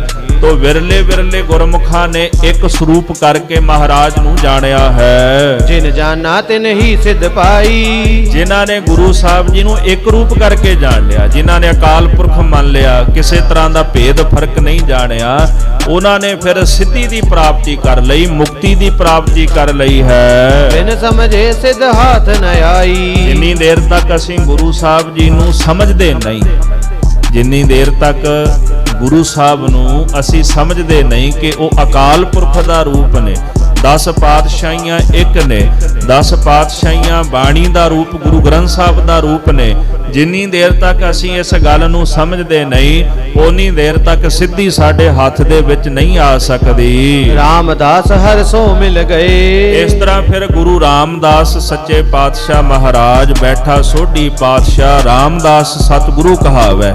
ਗੁਰਤਾ ਗੱਦੀ ਉੱਪਰ ਬਿਰਾਜਮਾਨ ਹੋਏ 7 ਸਾਲ ਮਹਾਰਾਜ ਨੇ ਗੁਰਿਆਈ ਤੇ ਬਹਿ ਕੇ ਸਿੱਖੀ ਦਾ ਪ੍ਰਚਾਰ ਕੀਤਾ। ਉਸ ਤੋਂ ਬਾਅਦ ਫਿਰ ਹਰੀ ਅਕਾਲ ਪੁਰਖ ਵਿੱਚ ਜਾ ਕੇ ਸਮਾ ਗਏ। ਗੁਰਤਾ ਦੇਤ ਅਰਜਨ ਹੈ ਭਏ। ਤੇ ਸਤਿਗੁਰ ਜੀ ਸੱਚਖੰਡ ਜਾਣ ਤੋਂ ਪਹਿਲਾਂ ਆਪਣੀ ਗੁਰਤਾ ਗੱਦੀ ਆਪਣੇ ਸੁਪੁੱਤਰ ਗੁਰੂ ਅਰਜਨ ਦੇਵ ਜੀ ਮਹਾਰਾਜ ਸੱਚੇ ਪਾਤਸ਼ਾਹ ਨੂੰ ਦੇ ਕੇ ਗਏ ਹਨ। ਜਬ ਅਰਜਨ ਪ੍ਰਭ ਲੋਕ ਸਿਧਾਏ। ਫਿਰ ਜਦੋਂ ਗੁਰੂ ਅਰਜਨ ਦੇਵ ਜੀ ਮਹਾਰਾਜ ਸੱਚੇ ਪਾਤਸ਼ਾਹ ਲਾਹੌਰ ਵਿੱਚ ਸ਼ਹਾਦਤ ਦਾ ਜਾਮ ਪ੍ਰਾਪਤ ਕਰਕੇ ਸੱਚਖੰਡ ਜਾਂਦੇ ਹਨ। ਹਰ ਗੋਬਿੰਦ ਤੇ ਠਾਂ ਠਹਿਰਾਏ। ਆਪਣੀ ਜਗ੍ਹਾ ਤੇ ਗੁਰੂ ਹਰਗੋਬਿੰਦ ਸਾਹਿਬ ਸੱਚੇ ਪਾਤਸ਼ਾਹ ਮਹਾਰਾਜ ਦੀਨ ਦੁਨੀ ਦਾ ਪਾਤਸ਼ਾਹ, ਪਾਤਸ਼ਾਹਾਂ ਪਾਤਸ਼ਾਹ ਅਡੋਲਾ ਸਤਿਗੁਰ ਬੰਦੀ ਛੋੜ ਹੈ ਜੀਵਨ ਮੁਕਤ ਕਰੈ ਓਡੀਨਾ। ਗੁਰੂ ਹਰਗੋਬਿੰਦ ਸਾਹਿਬ ਸੱਚੇ ਪਾਤਸ਼ਾਹ ਨੂੰ ਗੁਰਤਾ ਗੱਦੀ ਤੇ ਬਿਠਾ ਗਏ, ਆਪਣੇ ਹੱਥੀਂ ਬਿਠਾ ਕੇ ਗਏ। ਸ਼ਹਾਦਤ ਲਾਹੌਰ ਵਿੱਚ ਪ੍ਰਾਪਤ ਕੀਤੀ। ਜਿਸ ਦਿਨ ਮਹਾਰਾਜ ਨੇ ਸ੍ਰੀ ਅੰਮ੍ਰਿਤਸਰ ਸਾਹਿਬ ਛੱਡਿਆ ਤੇ ਜਾਂਦੀ ਵਾਰੀ ਕਹਿ ਗਏ ਪੁੱਤਰ ਸਾਡਾ ਸੀਸ ਲੱਗੇਗਾ। ਪ੍ਰਿੰਸੀਪਲ ਸਤਬੀਰ ਸਿੰਘ ਜੀ ਨੇ ਬਚਨ ਲਿਖਿਆ ਜੇ, ਕਹਿੰਦੇ ਪੁੱਤਰ ਸਾਡਾ ਸੀਸ ਲੱਗੇਗਾ ਤੇ ਤੁਸੀਂ ਗੁਰੂ ਨਾਨਕ ਸਾਹਿਬ ਜੀ ਦੀ ਗੱਦੀ ਦੇ ਵਾਰਸ ਹੋ ਤੇ ਅਸੀਂ ਹੁਣ ਲਾਹੌਰ ਜਾ ਰਹੇ ਹਾਂ, ਵਾਪਸ ਨਹੀਂ ਆਉਣਾ। ਜਿੱਥੇ ਗੁਰੂ ਗ੍ਰੰਥ ਸਾਹਿਬ ਮਹਾਰਾਜ ਜੀ ਦਾ ਅੱਜ ਵੀ ਸੁਖਾਸਨ ਹੁੰਦਾ ਹੈ ਸ੍ਰੀ ਅਕਾਲ ਤਖਤ ਸਾਹਿਬ ਦੇ ਅੰਦਰ ਗੁਰਦੁਆਰਾ ਸ੍ਰੀ ਕੋਠਾ ਸਾਹਿਬ, ਉੱਥੇ ਬਹਿ ਕੇ ਮਹਾਰਾਜ ਨੇ ਆਪਣੀ ਗੁਰਤਾ ਗੱਦੀ ਗੁਰੂ ਹਰਗੋਬਿੰਦ ਸਾਹਿਬ ਸੱਚੇ ਪਾਤਸ਼ਾਹ ਨੂੰ ਦਿੱਤੀ। ਤੇ ਦਸਤਾਰਬੰਦੀ ਜਿਹੜੀ ਸੀ ਉਹ ਬਾਅਦ ਵਿੱਚ ਕੀਤੀ ਗਈ। ਸਾਰੇ ਪਰਿਵਾਰ ਸੱਦ ਕੇ ਜਦੋਂ 5 ਸਿੱਖ ਲਾਹੌਰ ਤੋਂ ਵਾਪਸ ਆਏ ਸਨ। ਇਸ ਤਰ੍ਹਾਂ ਧੰਨ ਗੁਰੂ ਹਰਗੋਬਿੰਦ ਸਾਹਿਬ ਸੱਚੇ ਪਾਤਸ਼ਾਹ ਮਹਾਰਾਜ ਗੁਰਤਾ ਗੱਦੀ ਤੇ ਬੈਠੇ ਹਨ। ਹਰਗੋਬਿੰਦ ਪ੍ਰਭ ਲੋਕ ਸਿਧਾਰੇ।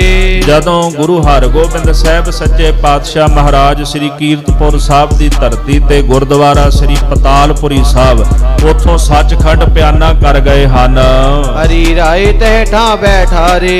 ਤੇ ਸਤਿਗੁਰੂ ਜੀ ਨੇ ਆਪਣੀ ਪਾਵਨ ਪਵਿੱਤਰ ਗੁਰਤਾ ਗੱਦੀ ਉੱਪਰ ਧੰਨ ਸ੍ਰੀ ਗੁਰੂ ਹਰਿਰਾਏ ਸਾਹਿਬ ਜੀ ਜੋ ਸਤਿਗੁਰਾਂ ਦੇ ਪੋਤਰੇ ਸਨ, ਉਹਨਾਂ ਨੂੰ ਗੁਰਤਾ ਗੱਦੀ ਉੱਪਰ ਬਿਰਾਜਮਾਨ ਕਰਾਇਆ ਹੈ। ਹਰੀ ਕ੍ਰਿਸ਼ਨ ਤਿਨ ਕੇ ਸੁਤ ਵਏ। ਅੱਗੋਂ ਗੁਰੂ ਹਰਿਰਾਏ ਸਾਹਿਬ ਜੀ ਦੇ ਸੁਪੁੱਤਰ ਧੰਨ ਸ੍ਰੀ ਗੁਰੂ ਹਰਿਕ੍ਰਿਸ਼ਨ ਸਾਹਿਬ ਸੱਚੇ ਪਾਤਸ਼ਾਹ ਜੀ ਹੋਏ ਹਨ। ਤਿਨ ਤੇ ਤੇਗ ਬਹਾਦਰ ਭਏ। ਗੁਰੂ ਹਰਿਰਾਏ ਸਾਹਿਬ ਜੀ ਨੇ ਆਪਣੀ ਗੁਰਤਾ ਗੱਦੀ ਆਪਣੇ ਛੋਟੇ ਸੁਪੁੱਤਰ ਗੁਰੂ ਹਰਿਕ੍ਰਿਸ਼ਨ ਸਾਹਿਬ ਜੀ ਨੂੰ ਦਿੱਤੀ 7 ਸਾਲ ਦੀ ਉਮਰਾਂ ਵਿੱਚ। ਤੇ ਦਿੱਲੀ ਦੇ ਵਿੱਚ ਫਿਰ ਮਹਾਰਾਜ ਗੁਰੂ ਹਰਿਕ੍ਰਿਸ਼ਨ ਸਾਹਿਬ ਜੀ ਨੇ ਜਦੋਂ ਸਰੀਰ ਤਿਆਗ ਕੇ ਸੱਚਖੰਡ ਪਿਆਨਾ ਕੀਤਾ, ਜਾਂਦੀ ਵਾਰ ਬਾਬਾ ਬੱਸੇ ਗ੍ਰਾਮ ਬਕਾਲੇ ਇਹ ਬਚਨ ਕਹਿ ਕੇ ਮਹਾਰਾਜ ਸੱਚਖੰਡ ਚਲੇ ਗਏ। ਤਿਨ ਤੇ ਤੇਗ ਬਹਾਦਰ ਪਏ। ਉਹਨਾਂ ਤੋਂ ਫਿਰ ਸਤਿਗੁਰੂ ਗੁਰੂ ਹਰਗੋਬਿੰਦ ਸਾਹਿਬ ਜੀ ਦੇ ਸਭ ਤੋਂ ਛੋਟੇ ਸੁਪੁੱਤਰ ਗੁਰੂ ਤੇਗ ਬਹਾਦਰ ਸਾਹਿਬ ਜੀ ਮਹਾਰਾਜ ਗੁਰਤਾ ਗੱਦੀ ਤੇ ਬਿਰਾਜਮਾਨ ਹੋਏ ਹਨ। ਤਿਲਕ ਜੰਜੂ ਰਾਖਾ ਪ੍ਰਭਤਾ ਕਾ। ਧੰਨ ਗੁਰੂ ਤੇਗ ਬਹਾਦਰ ਸਾਹਿਬ ਸੱਚੇ ਪਾਤਸ਼ਾਹ ਮਹਾਰਾਜ ਤੇਗ ਬਹਾਦਰ ਸਿਮਰਿਆ ਘਰ ਨਾਉ ਦਿਆਵੈ ਧਾਏ ਸਭ ਥਾਈ ਹੋਏ ਸਹਾਇ। ਤਿਲਕ ਜੰਜੂ, ਤਿਲਕ ਤੇ ਜੰਜੂ ਦੇ ਰਾਖੇ ਸਨ। ਜਦੋਂ ਸਮੇਂ ਦੇ ਬਾਦਸ਼ਾਹ ਨੇ ਸਹੁੰ ਖਾ ਲਈ ਕਿ ਮੈਂ ਸਾਰੀ ਹਿੰਦੁਸਤਾਨ ਦੀ ਧਰਤੀ ਤੇ ਕੇਵਲ ਮੁਸਲਮਾਨ ਵੇਖਣੇ ਨੇ, ਹਿੰਦੂਆਂ ਨੂੰ ਮੈਂ ਮੁਸਲਮਾਨ ਬਣਾ ਲਵਾਂਗਾ, ਜ਼ਬਰਦਸਤੀ ਉਹਨਾਂ ਦਾ ਧਰਮ ਪਰਿਵਰਤਨ ਕਰਨ ਲੱਗਾ। ਸ਼ੁਰੂਆਤ ਜਿਹੜੀ ਸੀ ਕਸ਼ਮੀਰ ਤੋਂ ਕੀਤੀ ਗਈ, ਜਿੱਥੇ ਵਿਦਵਾਨ ਰਹਿੰਦੇ ਸਨ ਸਨਾਤਨ ਮਤ ਦੇ। ਤੇ ਸਾਧ ਸੰਗਤ ਜੀ ਕਹਿੰਦੇ ਨੇ ਵੀ ਸਵਾ ਮਣ ਜਨੇਊ ਜੰਜੂ ਲਾ ਕੇ ਫਿਰ ਕਿਤੇ ਪ੍ਰਸ਼ਾਦਾ ਛਕਿਆ ਕਰਦਾ ਸੀ। ਯਾਨੀ ਕਿ ਇਹਨਾਂ ਕਤਲੇਆਮ ਕੀਤਾ ਜਾਂਦਾ ਸੀ, ਜ਼ਬਰਦਸਤੀ ਲਾਲਚ ਦੇ ਕੇ ਧਰਮ ਪਰਿਵਰਤਨ ਕੀਤਾ ਜਾਂਦਾ ਸੀਗਾ। ਕਿਰਪਾ ਰਾਮ ਪੰਡਤ ਉਥੋਂ ਪੰਡਤਾਂ ਨੂੰ ਨਾਲ ਲੈ ਕੇ ਗੁਰੂ ਤੇਗ ਬਹਾਦਰ ਸਾਹਿਬ ਜੀ ਦੇ ਚਰਨਾਂ 'ਚ ਪਹੁੰਚਿਆ। ਮਹਾਰਾਜ ਸਾਡੇ ਧਰਮ ਦੀ ਡੁੱਬਦੀ ਹੋਈ ਬੇੜੀ ਨੂੰ ਰੱਖ ਲਓ, ਬਚਾ ਲਓ। ਤੇ ਗੁਰੂ ਤੇਗ ਬਹਾਦਰ ਸਾਹਿਬ ਸੱਚੇ ਪਾਤਸ਼ਾਹ ਮਹਾਰਾਜ ਫਿਰ ਇਹਨਾਂ ਦੇ ਧਰਮ ਦੀ ਰੱਖਿਆ ਕਰਨ ਵਾਸਤੇ ਦਿੱਲੀ ਜਾ ਪਹੁੰਚੇ। ਉਥੇ ਜਾ ਕੇ ਤਿਲਕ ਤੇ ਜੰਜੂ ਦੀ ਸਤਿਗੁਰਾਂ ਨੇ ਰੱਖਿਆ ਕੀਤੀ ਹੈ। ਕੀਨੋ ਬੜੋ ਕਲੂ ਮਹਿ ਸਾਕਾ, ਕਲਯੁਗ ਦੇ ਸਮੇਂ ਦੇ ਵਿੱਚ ਮੇਰੇ ਪਾਤਸ਼ਾਹ ਨੇ ਵੱਡਾ ਸਾਕਾ ਕਰ ਵਿਖਾਇਆ ਹੈ। ਸਾਧਨ ਹੇਤ ਇਤੀ ਜਿਨ ਕਰੀ, ਸਾਧੂਆਂ ਦੇ ਵਾਸਤੇ ਮਹਾਰਾਜ ਨੇ ਪਾਤਸ਼ਾਹ ਕਹਿੰਦੇ ਇੰਤਹਾ ਕਰ ਦਿੱਤੀ। ਕਿਉਂਕਿ ਦੁਨੀਆ ਦੇ ਵਿੱਚ ਆਪਣੇ ਆਪ ਲਈ ਬੰਦੇ ਨੂੰ ਕੁਰਬਾਨ ਕਰਨਾ ਔਖਾ ਜੇ, ਤੇ ਦੂਜਿਆਂ ਲਈ ਕੁਰਬਾਨੀ ਕਰਨੀ ਤਾਂ ਬੜੀ ਦੂਰ ਦੀ ਗੱਲ ਹੈ। ਬੰਦਾ ਆਪਣੇ ਆਪ ਨੂੰ ਕੁਰਬਾਨ ਕਰ ਦੇਵੇ ਆਪਣੇ ਲਈ ਤੇ ਬੜੀ ਔਖੀ ਗੱਲ ਹੈ। ਆਪਣੇ ਆਪ ਲਈ ਵੀ ਬੰਦਾ ਆਪਣੇ ਆਪ ਨੂੰ ਕੁਰਬਾਨ ਨਹੀਂ ਕਰਦਾ ਕਦੇ ਵੀ, ਪਰ ਦੂਜਿਆਂ ਦੇ ਲਈ ਕੁਰਬਾਨ ਕਰਨਾ ਤਾਂ ਬੜੀ ਕਠਿਨ ਬਾਤ ਹੈ। ਇਸੇ ਕਰਕੇ ਕਵੀ ਸੈਨਾਪਤੀ ਜੀ ਨੇ ਬਚਨ ਲਿਖ ਦਿੱਤਾ, ਪ੍ਰਗਟੇ ਸ੍ਰੀ ਗੁਰੂ ਤੇਗ ਬਹਾਦਰ ਸਗਲ ਸ੍ਰਿਸ਼ਟ ਪੈ ਢਾਪੀ ਚਾਦਰ। ਗੁਰੂ ਤੇਗ ਬਹਾਦਰ ਸਾਹਿਬ ਜੀ ਪ੍ਰਗਟ ਹੋਏ ਜਿਨ੍ਹਾਂ ਨੇ ਸਾਰੀ ਸ੍ਰਿਸ਼ਟੀ ਤੇ ਤਨ ਦੀ ਚਾਦਰ ਪਾ ਦਿੱਤੀ, ਸਭ ਦੀ ਪੱਤ ਢੱਕ ਲਈ। ਕਿਉਂਕਿ ਜੇ ਨਾ ਸਤਿਗੁਰੂ ਬਲੀਦਾਨ ਦਿੰਦੇ ਤੇ ਹਿੰਦੁਸਤਾਨ ਦੀ ਧਰਤੀ ਤੇ ਸੁਨਨਤ ਹੋਤੀ ਸਭ ਕੀ, ਇੱਥੇ ਸਭ ਦੀ ਸੁਨਨਤ ਹੋਣੀ ਸੀ। ਜਹਾਂਗੀਰ ਸਾਧ ਸੰਗਤ ਜਿਹੜਾ ਕੱਟੜ ਪੰਥੀ ਸੀਗਾ, ਜਿੱਥੋਂ ਜ਼ਿਆਦਾਤਰ ਇਹਨਾਂ ਦਾ ਪ੍ਰਚਾਰ ਵਧਿਆ, ਜਹਾਂਗੀਰ, ਸ਼ਾਹਜਹਾਨ ਜਾਂ ਤੇ ਔਰੰਗਜ਼ੇਬ ਬਾਦਸ਼ਾਹ, ਇਹ ਕੱਟੜ ਸਨ। ਇਹ ਚਾਹੁੰਦੇ ਸਨ ਕਿ ਸਾਰੇ ਦੇਸ਼ ਵਿੱਚ ਸਾਰੇ ਲੋਕ ਜਿਹੜੇ ਮੁਸਲਮਾਨ ਹੋਣ। ਤੇ ਜਹਾਂਗੀਰ ਦੀ ਬਿਰਤੀ ਵੀ ਐਸੀ ਸੀ, ਤਾਂ ਹੀ ਗੁਰੂ ਅਰਜਨ ਦੇਵ ਮਹਾਰਾਜ ਜੀ ਦੀ ਸ਼ਹਾਦਤ ਹੋਈ। ਔਰ ਇਸ ਬਿਰਤੀ ਦਾ ਮਾਲਕ ਅੱਗੋਂ ਔਰੰਗਜ਼ੇਬ ਬਾਦਸ਼ਾਹ ਸੀਗਾ, ਜਿਹਨੇ ਫਿਰ ਇਹਨੂੰ ਅੱਗੋਂ ਅਮਲੀ ਰੂਪ ਦੇ ਦਿੱਤਾ। ਤੋ ਸਾਧ ਸੰਗਤ ਮਹਾਰਾਜ ਸੱਚੇ ਪਾਤਸ਼ਾਹ ਕਹਿੰਦੇ ਕਲਯੁਗ ਦੇ ਸਮੇਂ ਵਿੱਚ ਇਸ ਤਰ੍ਹਾਂ ਗੁਰੂ ਤੇਗ ਬਹਾਦਰ ਸਾਹਿਬ ਜੀ ਨੇ ਸਾਧੂਆਂ ਵਾਸਤੇ ਆਪਣੀ ਕੁਰਬਾਨੀ ਦਿੱਤੀ ਹੈ। ਸੀਸ ਦਿਆ ਪਰ ਸੀ ਨਾ ਉਚਰੀ, ਸੀਸ ਤਾਂ ਦੇ ਦਿੱਤਾ ਪਰ ਸੀ ਤੱਕ ਨਾ ਉਚਾਰੀ। ਦੁਨੀਆ ਦਾ ਤੁਸੀਂ ਸਾਰਾ ਇਤਿਹਾਸ ਫਰੋਲ ਲਓ, ਜਦੋਂ ਮੁਹੰਮਦ ਸਾਹਿਬ ਨੂੰ ਕੁਰਬਾਨੀ ਦੇਣੀ ਪਈ ਤੇ ਸਾਧ ਸੰਗਤ ਜੀ ਕਹਿੰਦੇ ਅੱਖਾਂ ਤੇ ਪੱਟੀ ਬੰਨ੍ਹ ਦਿਓ। ਈਸ਼ਾ ਜਦੋਂ ਸਲੀਬ ਤੇ ਟੰਗੇ ਗਏ, ਉਹਨਾਂ ਨੇ ਆਖਿਆ ਕਿ ਹੇ ਖੁਦਾ ਤੂੰ ਕਿੱਥੇ ਹੈ, ਵੀ ਮੇਰੇ ਤੇ ਇੰਨਾ ਅਤਿਆਚਾਰ ਹੋ ਰਿਹਾ, ਤੂੰ ਕਿੱਥੇ ਹੈ। ਸਾਧ ਸੰਗਤ ਬੜੇ ਧਰਤੀ ਦੇ ਉੱਪਰ ਬਲਵਾਨ ਧਰਮ ਦੇ ਪੈਗੰਬਰ ਹੋਏ, ਪਰ ਗੁਰਮੁਖੋ ਜਦੋਂ ਸਮਾਂ ਆਇਆ ਉਦੋਂ ਫਿਰ ਉਹਨਾਂ ਨੇ ਰੱਬ ਨੂੰ ਉਲਾਂਭਾ ਵੀ ਦਿੱਤਾ ਵੀ ਤੁਸੀਂ ਕਿੱਥੇ ਹੋ। ਪਰ ਮਹਾਰਾਜ ਜੀ ਕਹਿੰਦੇ ਜਦੋਂ ਗੁਰੂ ਤੇਗ ਬਹਾਦਰ ਸਾਹਿਬ ਜੀ ਬਲੀਦਾਨ ਦੇਣ ਲੱਗੇ ਤੇ ਆਪ ਚੱਲ ਕੇ ਗਏ। ਪਹਿਲੀ ਗੱਲ ਤਾਂ ਵੀ ਆਪ ਚੱਲ ਕੇ ਗਏ ਸਤਿਗੁਰੂ। ਤੇ ਫਿਰ ਮਹਾਰਾਜ ਸੱਚੇ ਪਾਤਸ਼ਾਹ ਜੀ ਨੇ ਜਦੋਂ ਸੀਸ ਦਿੱਤਾ ਤੇ ਸੀ ਤੱਕ ਨਹੀਂ ਉਚਾਰੀ। ਕਿਤੇ ਇਹ ਨਹੀਂ ਆਖਿਆ ਕਿ ਵਾਹਿਗੁਰੂ ਇਹ ਮੇਰੇ ਨਾਲ ਕੀ ਹੋ ਰਿਹਾ। ਕਈ ਦਿਨ ਭੁੱਖੇ ਭਾਣੇ ਪਿੰਜਰੇ ਵਿੱਚ ਵੀ ਰਹੇ, ਕਈ ਦਿਨ ਆਰਾਮ ਨਹੀਂ ਕੀਤਾ। ਜੈਸੇ ਗੁਰੂ ਅਰਜਨ ਦੇਵ ਮਹਾਰਾਜ ਭੁੱਖੇ ਭਾਣੇ ਰਹੇ, ਤੱਤੀ ਲੋਹ ਤੇ ਬੈਠੇ, ਗਰਮ ਰੇਤਾ ਸੀਸ ਵਿੱਚ ਪਵਾਈ, ਦੇਗ ਵਿੱਚ ਉਬਲੇ, ਤੇਰਾ ਕੀਆ ਮਿੱਠਾ ਲਾਗੈ, ਹਰ ਨਾਮ ਪਦਾਰਥ ਨਾਨਕ ਮੰਗੈ। ਕਿਤੇ ਵੀ ਰੱਬ ਨੂੰ ਉਲਾਂਭਾ ਨਹੀਂ ਦਿੱਤਾ। ਗੁਰੂ ਤੇਗ ਬਹਾਦਰ ਸਾਹਿਬ ਜੀ ਨੇ ਵੀ ਉਲਾਂਭਾ ਨਹੀਂ ਦਿੱਤਾ। ਉਲਾਹਨੋ ਮੈਂ ਕਾਹੂ ਨਾ ਦਿਓ, ਮਨ ਮੀਠ ਤੁਹਾਰੋ ਕੀਓ। ਹੇ ਵਾਹਿਗੁਰੂ ਮੈਂ ਉਲਾਂਭਾ ਨਹੀਂ ਦਿੱਤਾ ਵੀ ਇਹ ਕੁਝ ਹੋ ਰਿਹਾ। ਧੰਨ ਗੁਰੂ ਤੇਗ ਬਹਾਦਰ ਸਾਹਿਬ ਜੀ ਮਹਾਰਾਜ ਸੀਸ ਦਿਆ, ਆਪਣਾ ਸੀਸ ਤਾਂ ਦੇ ਦਿੱਤਾ ਪਰ ਸੀ ਤੱਕ ਨਹੀਂ ਉਚਾਰੀ। ਧਰਮ ਹੇਤ ਸਾਕਾ ਜਿਨ ਕੀਆ, ਧਰਮ ਦੇ ਵਾਸਤੇ ਕਿਸੇ ਇੱਕ ਮਜਹਬ ਦੀ ਗੱਲ ਨਹੀਂ ਗੁਰਮੁਖੋ, ਕਿਸੇ ਇੱਕ ਧਰਮ ਦੀ ਗੱਲ ਨਹੀਂ। ਭਾਵੇਂ ਉਸ ਸਮੇਂ ਧਰਮ ਦੀ ਨਈਆ ਡੁੱਬ ਤਾਂ ਹਿੰਦੂ ਧਰਮ ਦੀ ਰਹੀ ਸੀ, ਪਰ ਉਸ ਵਕਤ ਦਾਸ ਕਈ ਵਾਰੀ ਇਹ ਬੇਨਤੀ ਕਰਦਾ ਹੁੰਦਾ ਕਿ ਛੋਟੇ ਛੋਟੇ ਧਰਮ ਵੀ ਬੜੇ ਸਨ ਦੇਸ਼ ਅੰਦਰ। ਜੇ ਇੱਕ ਵੱਡਾ ਧਰਮ ਲਪੇਟਿਆ ਜਾਂਦਾ ਤੇ ਸਭ ਨੇ ਵਿੱਚੇ ਲਪੇਟਿਆ ਹੀ ਜਾਣਾ ਸੀਗਾ, ਸਭ ਨੂੰ ਖਤਮ ਕਰ ਦੇਣਾ ਸੀ ਔਰੰਗਜ਼ੇਬ ਨੇ, ਕਿਉਂਕਿ ਕਿਸੇ ਨੂੰ ਵੇਖਣਾ ਹੀ ਨਹੀਂ ਸੀ ਚਾਹੁੰਦਾ ਇਸ ਧਰਤੀ ਉੱਪਰ। ਇਸ ਤਰ੍ਹਾਂ ਸਾਰੇ ਧਰਮਾਂ ਦੀ ਰੱਖਿਆ ਮਹਾਰਾਜ ਗੁਰੂ ਤੇਗ ਬਹਾਦਰ ਸਾਹਿਬ ਨੇ ਕੀਤੀ, ਪਰ ਜਿਹੜਾ ਜ਼ੁਲਮ ਹੋ ਰਿਹਾ ਸੀ ਉਹ ਹਿੰਦੂ ਧਰਮ ਦੇ ਉੱਪਰ ਹੋ ਰਿਹਾ ਸੀ। ਤੇ ਮਹਾਰਾਜ ਕਹਿੰਦੇ ਧਰਮ ਦੀ ਖਾਤਰ ਸਤਿਗੁਰੂ ਗੁਰੂ ਤੇਗ ਬਹਾਦਰ ਸਾਹਿਬ ਸੱਚੇ ਪਾਤਸ਼ਾਹ ਜੀ ਨੇ ਆਪਣੀ ਕੁਰਬਾਨੀ ਕੀਤੀ ਹੈ, ਸਾਕਾ ਕੀਤਾ ਹੈ। ਸੀਸ ਦਿਆ ਪਰ ਸਿਰ ਨ ਦਿਆ, ਸੀਸ ਤਾਂ ਦੇ ਦਿੱਤਾ ਪਰ ਆਪਣਾ ਹੱਥ ਨਹੀਂ ਛੱਡਿਆ। ਪਰ ਇਹਦੇ ਅਰਥ ਇੱਕ ਵਿਦਵਾਨ ਸੱਜਣ ਬੜੇ ਪਿਆਰੇ ਕਰਦਾ ਆ। ਇੱਕ ਕਹਿੰਦੇ ਹੱਠ ਧਾਰ ਕੇ ਨਾ ਮਰਨ ਨੂੰ ਤਾਂ ਕੋਈ ਵੀ ਤਿਆਰ ਹੋ ਜਾਂਦਾ ਹੈ। ਬੜੇ ਹੋਣਗੇ ਦੁਨੀਆ ਦੇ ਵਿੱਚ ਜਿਹੜੇ ਹੱਠੀ ਲੋਕ ਨੇ, ਉਹ ਗਲਤ ਕੰਮ ਵੀ ਕਰਦੇ ਨੇ। ਮਰਨ ਵੇਲੇ ਕਦੇ ਉਹਨਾਂ ਨੇ ਪਰਵਾਹ ਨਹੀਂ ਕੀਤੀ ਮੌਤ ਦੀ, ਵੀ ਕੋਈ ਗੱਲ ਨਹੀਂ, ਮਰ ਗਏ ਤੇ ਮਰ ਗਏ। ਪਰ ਕਹਿੰਦੇ ਗੁਰੂ ਤੇਗ ਬਹਾਦਰ ਸਾਹਿਬ ਜੀ ਮਹਾਰਾਜ ਨੂੰ ਔਰੰਗਜ਼ੇਬ ਇੱਕ ਗੱਲ ਕਹਿੰਦਾ ਸੀ ਵੀ ਕਰਾਮਾਤ ਵਿਖਾਓ, ਤੁਸੀਂ ਕਰਾਮਾਤ ਵਿਖਾਓ ਤੇ ਮੈਂ ਤੁਹਾਨੂੰ ਛੱਡ ਦਿਆਂਗਾ। ਗੁਰੂ ਤੇਗ ਬਹਾਦਰ ਸਾਹਿਬ ਜੀ ਮਹਾਰਾਜ ਕਹਿੰਦੇ ਨਹੀਂ, ਮੈਂ ਕਰਾਮਾਤ ਨਹੀਂ ਵਿਖਾਉਣੀ, ਜੋ ਮਰਜ਼ੀ ਹੋ ਜਾਏ, ਨਾ ਮੈਂ ਦੀਨ ਕਬੂਲਣਾ, ਨਾ ਮੈਂ ਕਰਾਮਾਤ ਵੇਖਣੀ। ਦੇਖੋ, ਜਦੋਂ ਕਿਸੇ ਇਨਸਾਨ ਨੂੰ ਜਾਨ ਬਚਾ ਕੇ ਨਿਕਲਣ ਦਾ ਮੌਕਾ ਮਿਲਦਾ ਹੋਵੇ ਨਾ, ਤੇ ਫਿਰ ਵੀ ਉਹ ਆਖੇ ਵੀ ਮੈਂ ਨਹੀਂ ਜਾਣਾ, ਫਿਰ ਗੱਲ ਬੜੀ ਵੱਡੀ ਹੁੰਦੀ। ਦੁਨੀਆ ਵਿੱਚ ਬੜੇ ਹੋਏ ਨੇ ਹਠੀ, ਜਿਨ੍ਹਾਂ ਆਪਣਾ ਸਰੀਰ ਤਿਆਗਿਆ, ਉਹਨਾਂ ਕੋਲ ਭੱਜਣ ਦਾ ਇੱਕ ਵੀ ਮੌਕਾ ਨਹੀਂ ਸੀ। ਮੈਂ ਕਿੰਤੂ ਤਾਂ ਨਹੀਂ ਕਰਦਾ, ਪਰ ਈਸ਼ਾ ਜੀ ਕੋਲ ਜਾਣ ਦਾ ਇੱਕ ਵੀ ਮੌਕਾ ਨਹੀਂ ਸੀਗਾ। ਜਦੋਂ ਸਲੀਬ ਤੇ ਟੰਗੇ ਗਏ, ਹੁਕਮ ਦੇ ਦਿੱਤਾ ਵੀ ਬਸ ਠੀਕ ਹੈ, ਇਹਨਾਂ ਦਾ ਕਤਲ ਕਰ ਦਿੱਤਾ ਜਾਏ। ਉਹਨਾਂ ਕੋਲ ਭੱਜਣ ਦਾ ਇੱਕ ਵੀ ਮੌਕਾ ਨਹੀਂ ਸੀਗਾ। ਪਰ ਜਦੋਂ ਗੱਲ ਗੁਰੂ ਤੇਗ ਬਹਾਦਰ ਸਾਹਿਬ ਮਹਾਰਾਜ ਸੱਚੇ ਪਾਤਸ਼ਾਹ ਜੀ ਦੀ ਆਉਂਦੀ ਹੈ, ਉਹਨਾਂ ਕੋਲ ਤਾਂ ਮੌਕੇ ਸਨ ਕਿ ਤੁਸੀਂ ਮੁਸਲਮਾਨ ਬਣ ਜਾਓ, ਨਹੀਂ ਬਣਨਾ ਤੁਸੀਂ ਕਰਾਮਾਤ ਵਿਖਾ ਦਿਓ। ਮਹਾਰਾਜ ਕਹਿੰਦੇ ਵੀ ਨਾ ਤਾਂ ਅਸੀਂ ਇਸਲਾਮ ਕਬੂਲਣਾ ਤੇ ਨਾ ਅਸੀਂ ਕਰਾਮਾਤ ਵੇਖਣੀ ਹੈ, ਨਾ ਅਸੀਂ ਕਰਾਮਾਤ ਤੁਹਾਨੂੰ ਵਿਖਾਉਣੀ ਹੈ।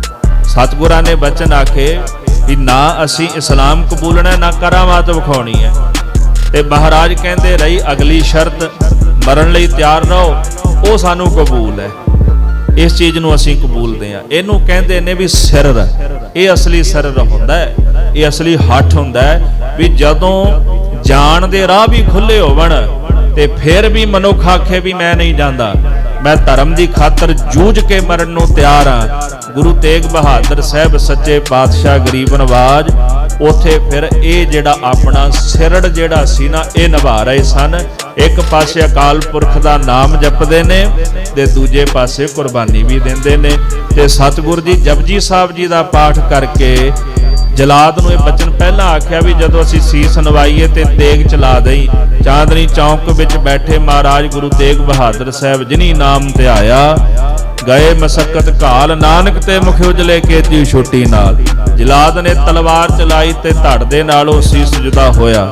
ਤੇ ਭਾਈ ਜੈਤਾ ਜੀ ਮਹਾਰਾਜ ਦਾ ਸੀਸ ਲੈ ਕੇ ਅਨੰਦਪੁਰ ਸਾਹਿਬ ਨੂੰ ਚਲੇ ਗਏ ਤੇ ਧੜ ਦਾ ਸੰਸਕਾਰ ਭਾਈ ਲੱਖੀ ਸ਼ਾਹ ਨੇ ਕੀਤਾ। ਇਸ ਪ੍ਰਕਾਰ ਜਿਹੜੇ ਸਤਿਗੁਰ ਜੀ ਨੇ ਸੀਸ ਦੇ ਦਿੱਤਾ ਪਰ ਆਪਣਾ ਸਿਰ ਨਹੀਂ ਦਿੱਤਾ। ਨਾਟਕ ਚੇਟਕ ਕੀਏ ਕੋ ਕਾਜਾ, ਬਾਦਸ਼ਾਹ ਤਾਂ ਕਹਿੰਦਾ ਸੀ ਕਰਾਮਾਤ ਵਿਖਾ ਦਿਓ। ਮਹਾਰਾਜ ਕਹਿੰਦੇ ਵੀ ਇਹ ਨਾਟਕ ਚੇਟਕ ਵਿਖਾਉਣਾ ਇਹ ਭੈੜਾ ਕਰਮ, ਮਾੜਾ ਕਰਮ ਹੈ। ਪ੍ਰਭ ਲੋਗਨ ਕਹਿ ਆਵਤ ਲਾਜਾ, ਜਿਹੜੇ ਪ੍ਰਭੂ ਦੇ ਪਿਆਰੇ ਹੁੰਦੇ ਨੇ ਨਾ, ਉਹਨਾਂ ਨੂੰ ਲਾਜ ਆਉਂਦੀ, ਸ਼ਰਮ ਆਉਂਦੀ ਹੈ ਕਰਾਮਾਤਾਂ ਵਿਖਾਉਂਦੇ ਆ। ਕਰਾਮਾਤ ਨਾਮ ਕਹਿਰਦਾ ਹੈ। ਅਸੀਂ ਆਪਣੀ ਜਾਨ ਬਚਾਉਣ ਦੀ ਖਾਤਰ ਕਰਾਮਾਤ ਨਹੀਂ ਵਿਖਾ ਸਕਦੇ। ਇਸ ਵਾਸਤੇ ਭਾਵੇਂ ਪਰਮੇਸ਼ਰ ਨੇ ਸਾਨੂੰ ਬੜੀਆਂ ਬਖਸ਼ਿਸ਼ਾਂ ਦਿੱਤੀਆਂ ਹੋਈਆਂ ਨੇ, ਪਰ ਸਾਹਿਬ ਕਹਿੰਦੇ ਅਸੀਂ ਆਪਣੀ ਕਰਾਮਾਤ ਨਹੀਂ ਵਿਖਾਉਣੀ। ਦੋਹਰਾ ਹੀ ਕਰ ਫੋਰ ਦਲੀਸ ਸਿਰ, ਪ੍ਰਭਪੁਰ ਕੀਆ ਪਿਆਨ। ਇਸ ਪ੍ਰਕਾਰ ਆਪਣੇ ਸਰੀਰ ਦਾ, ਤਨ ਦਾ ਠੀਕਰਾ ਜਿਹੜਾ ਸੀ ਨਾ, ਦਲੀਸ, ਦਿੱਲੀ ਈਸ, ਦਿੱਲੀ ਜਮਾ ਈਸ, ਭਾਵ ਦਿੱਲੀ ਦਾ ਜਿਹੜਾ ਈਸ ਕਹੀਏ ਮਾਲਕ ਔਰੰਗਜ਼ੇਬ ਸੀਗਾ, ਉਹਦੇ ਸਿਰ ਦੇ ਉੱਪਰ ਆਪਣੇ ਤਨ ਦਾ, ਸਰੀਰ ਦਾ ਠੀਕਰਾ ਫੋੜ ਕੇ ਪ੍ਰਭ ਪੁਰ ਕੀਆ ਪਿਆਨ। ਗੁਰੂ ਤੇਗ ਬਹਾਦਰ ਸਾਹਿਬ ਜੀ ਮਹਾਰਾਜ ਪ੍ਰਭੂ ਦੀ ਪੁਰੀ ਨੂੰ ਚਲੇ ਗਏ, ਭਾਵ ਸੱਚਖੰਡ ਪਿਆਨਾ ਕਰ ਗਏ। ਤੇਗ ਬਹਾਦਰ ਸੀ ਕ੍ਰਿਆ ਕਰੀ ਨ ਕਿਨਹੂ ਹਾਨ।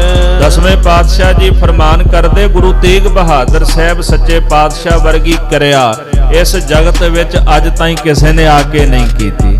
ਕਿਸੇ ਦੀ ਖਾਤਰ ਮਰਨਾ ਬੜਾ ਔਖਾ ਹੈ। ਗੁਰੂ ਤੇਗ ਬਹਾਦਰ ਸਾਹਿਬ ਜੀ ਦੂਜਿਆਂ ਦੀ ਖਾਤਰ ਇਸ ਧਰਤੀ ਦੇ ਉੱਪਰ ਆਪਣਾ ਬਲੀਦਾਨ ਦੇ ਕੇ ਗਏ ਹਨ। ਤੇਗ ਬਹਾਦਰ ਕੇ ਚਲਤ ਭਇਓ ਜਗਤ ਕੋ ਸੋਕ।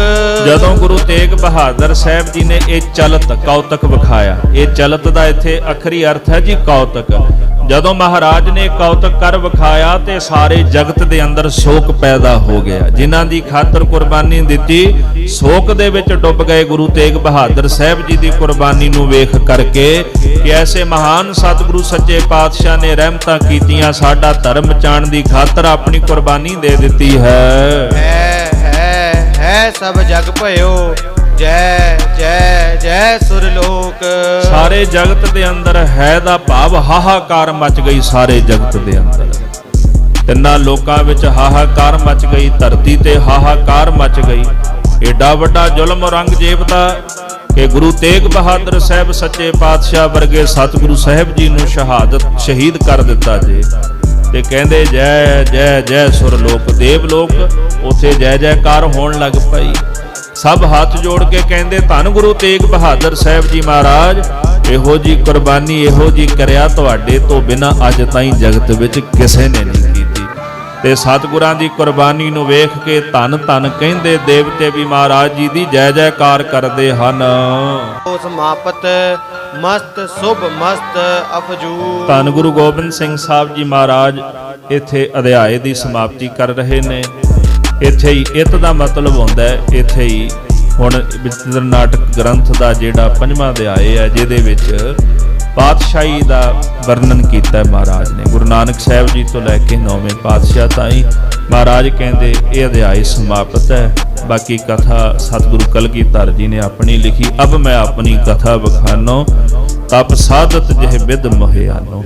ਹੁਣ ਮੈਂ ਆਪਣੀ ਕਥਾ ਤੁਹਾਨੂੰ ਸਰਵਣ ਕਰਾਵਾਂਗਾ ਜਿਸ ਵਿਧੀ ਨਾਲ ਅਕਾਲ ਪੁਰਖ ਜੀ ਨੇ ਤਪ ਸਾਧਦਿਆਂ ਮੈਨੂੰ ਇਸ ਮਾਤਲੋਕ ਦੀ ਧਰਤੀ ਤੇ ਭੇਜਿਆ ਸੱਚ ਦਾ ਪ੍ਰਚਾਰ ਕਰਨ ਵਾਸਤੇ। ਔਰ ਬੜੀ ਇਹ ਪਵਿੱਤਰ ਤੇ ਮਹਾਨ ਗੁੱਝੀ ਕਥਾ ਗੁਰੂ ਗੋਬਿੰਦ ਸਿੰਘ ਸਾਹਿਬ ਜੀ ਨੇ ਆਪਣੇ ਜੀਵਨ ਦੀ ਪ੍ਰਗਟ ਕੀਤੀ। ਅੱਜ ਤਾਈਂ ਕੋਈ ਵੀ ਮਹਾਂਪੁਰਖ ਇੰਨੀਆਂ ਗੁੱਝੀਆਂ ਗੱਲਾਂ ਨਹੀਂ ਲਿਖ ਕੇ ਗਿਆ। ਕਿਸੇ ਵੀ ਮਹਾਂਪੁਰਖ ਨੇ ਆਪਣੇ ਆਉਣ ਦਾ ਕਾਰਨ ਇੰਨੇ ਵਿਸਥਾਰ ਰੂਪ ਦੇ ਵਿੱਚ ਨਹੀਂ ਦੱਸਿਆ। ਕੋਈ ਆਪਣੀ ਕਲਮ ਨਾਲ ਇੰਨੀ ਗੱਲ ਨਹੀਂ ਲਿਖ ਕੇ ਗਿਆ ਜਿਹੜੀ ਗੱਲ ਗੁਰੂ ਗੋਬਿੰਦ ਸਿੰਘ ਸਾਹਿਬ ਸੱਚੇ ਪਾਤਸ਼ਾਹ ਮਹਾਰਾਜ ਨੇ ਲਿਖੀ ਹੈ। ਆਪਾਂ ਬੜਿਆਂ ਨੂੰ ਆਖਿਆ, ਬੜਿਆਂ ਨੇ ਦਾਅਵਾ ਵੀ ਕੀਤਾ ਵੀ ਅਸੀਂ ਰੱਬ ਦੇ ਪੁੱਤਰ ਹਾਂ, ਪਰ ਸਾਧ ਸੰਗਤ ਜੀ ਮਹਾਰਾਜ ਗੁਰੂ ਗੋਬਿੰਦ ਸਿੰਘ ਸਾਹਿਬ ਜੀ ਲਿਖ ਕੇ ਗਏ ਨੇ ਕਿ ਅਕਾਲ ਪੁਰਖ ਨੇ ਮੈਨੂੰ ਕਿਹਾ ਮੈਂ ਆਪਣਾ ਸੁਤ ਤੋਹੇ ਨਿਵਾਜਾ ਪੰਥ ਪਰ ਚੁਰ ਕਰ ਬੇਕੋ ਸਾਜਾ।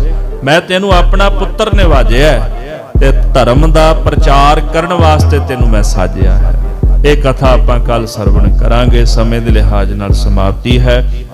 ਮਹਾਰਾਜ ਸੱਚੇ ਪਾਤਸ਼ਾਹ ਜੀ ਦੀ ਪਾਵਨ ਗੁਰਬਾਣੀ ਦੀ ਕਥਾ ਵਿਚਾਰ ਕਰਦਿਆਂ ਹੋਈਆਂ ਬੇਅੰਤ ਪ੍ਰਕਾਰ ਦੀਆਂ ਭੁੱਲਾਂ ਦੀ ਖਿਮਾ ਬਖਸ਼ਣੀ ਜੀ। ਹਾਂਜੀ। ਤੇਗ ਬਹਾਦਰ ਕੇ ਚਲਤ ਪਇਓ ਜਗਤ ਕੋ ਸੋਕ ਹੈ ਸਭ ਜਗ ਪਇਓ ਜੈ ਜੈ ਜੈ ਸੁਰਲੋਕ। ਵਾਹਿਗੁਰੂ ਜੀ ਕਾ ਖਾਲਸਾ ਵਾਹਿਗੁਰੂ ਜੀ ਕੀ ਫਤਿਹ।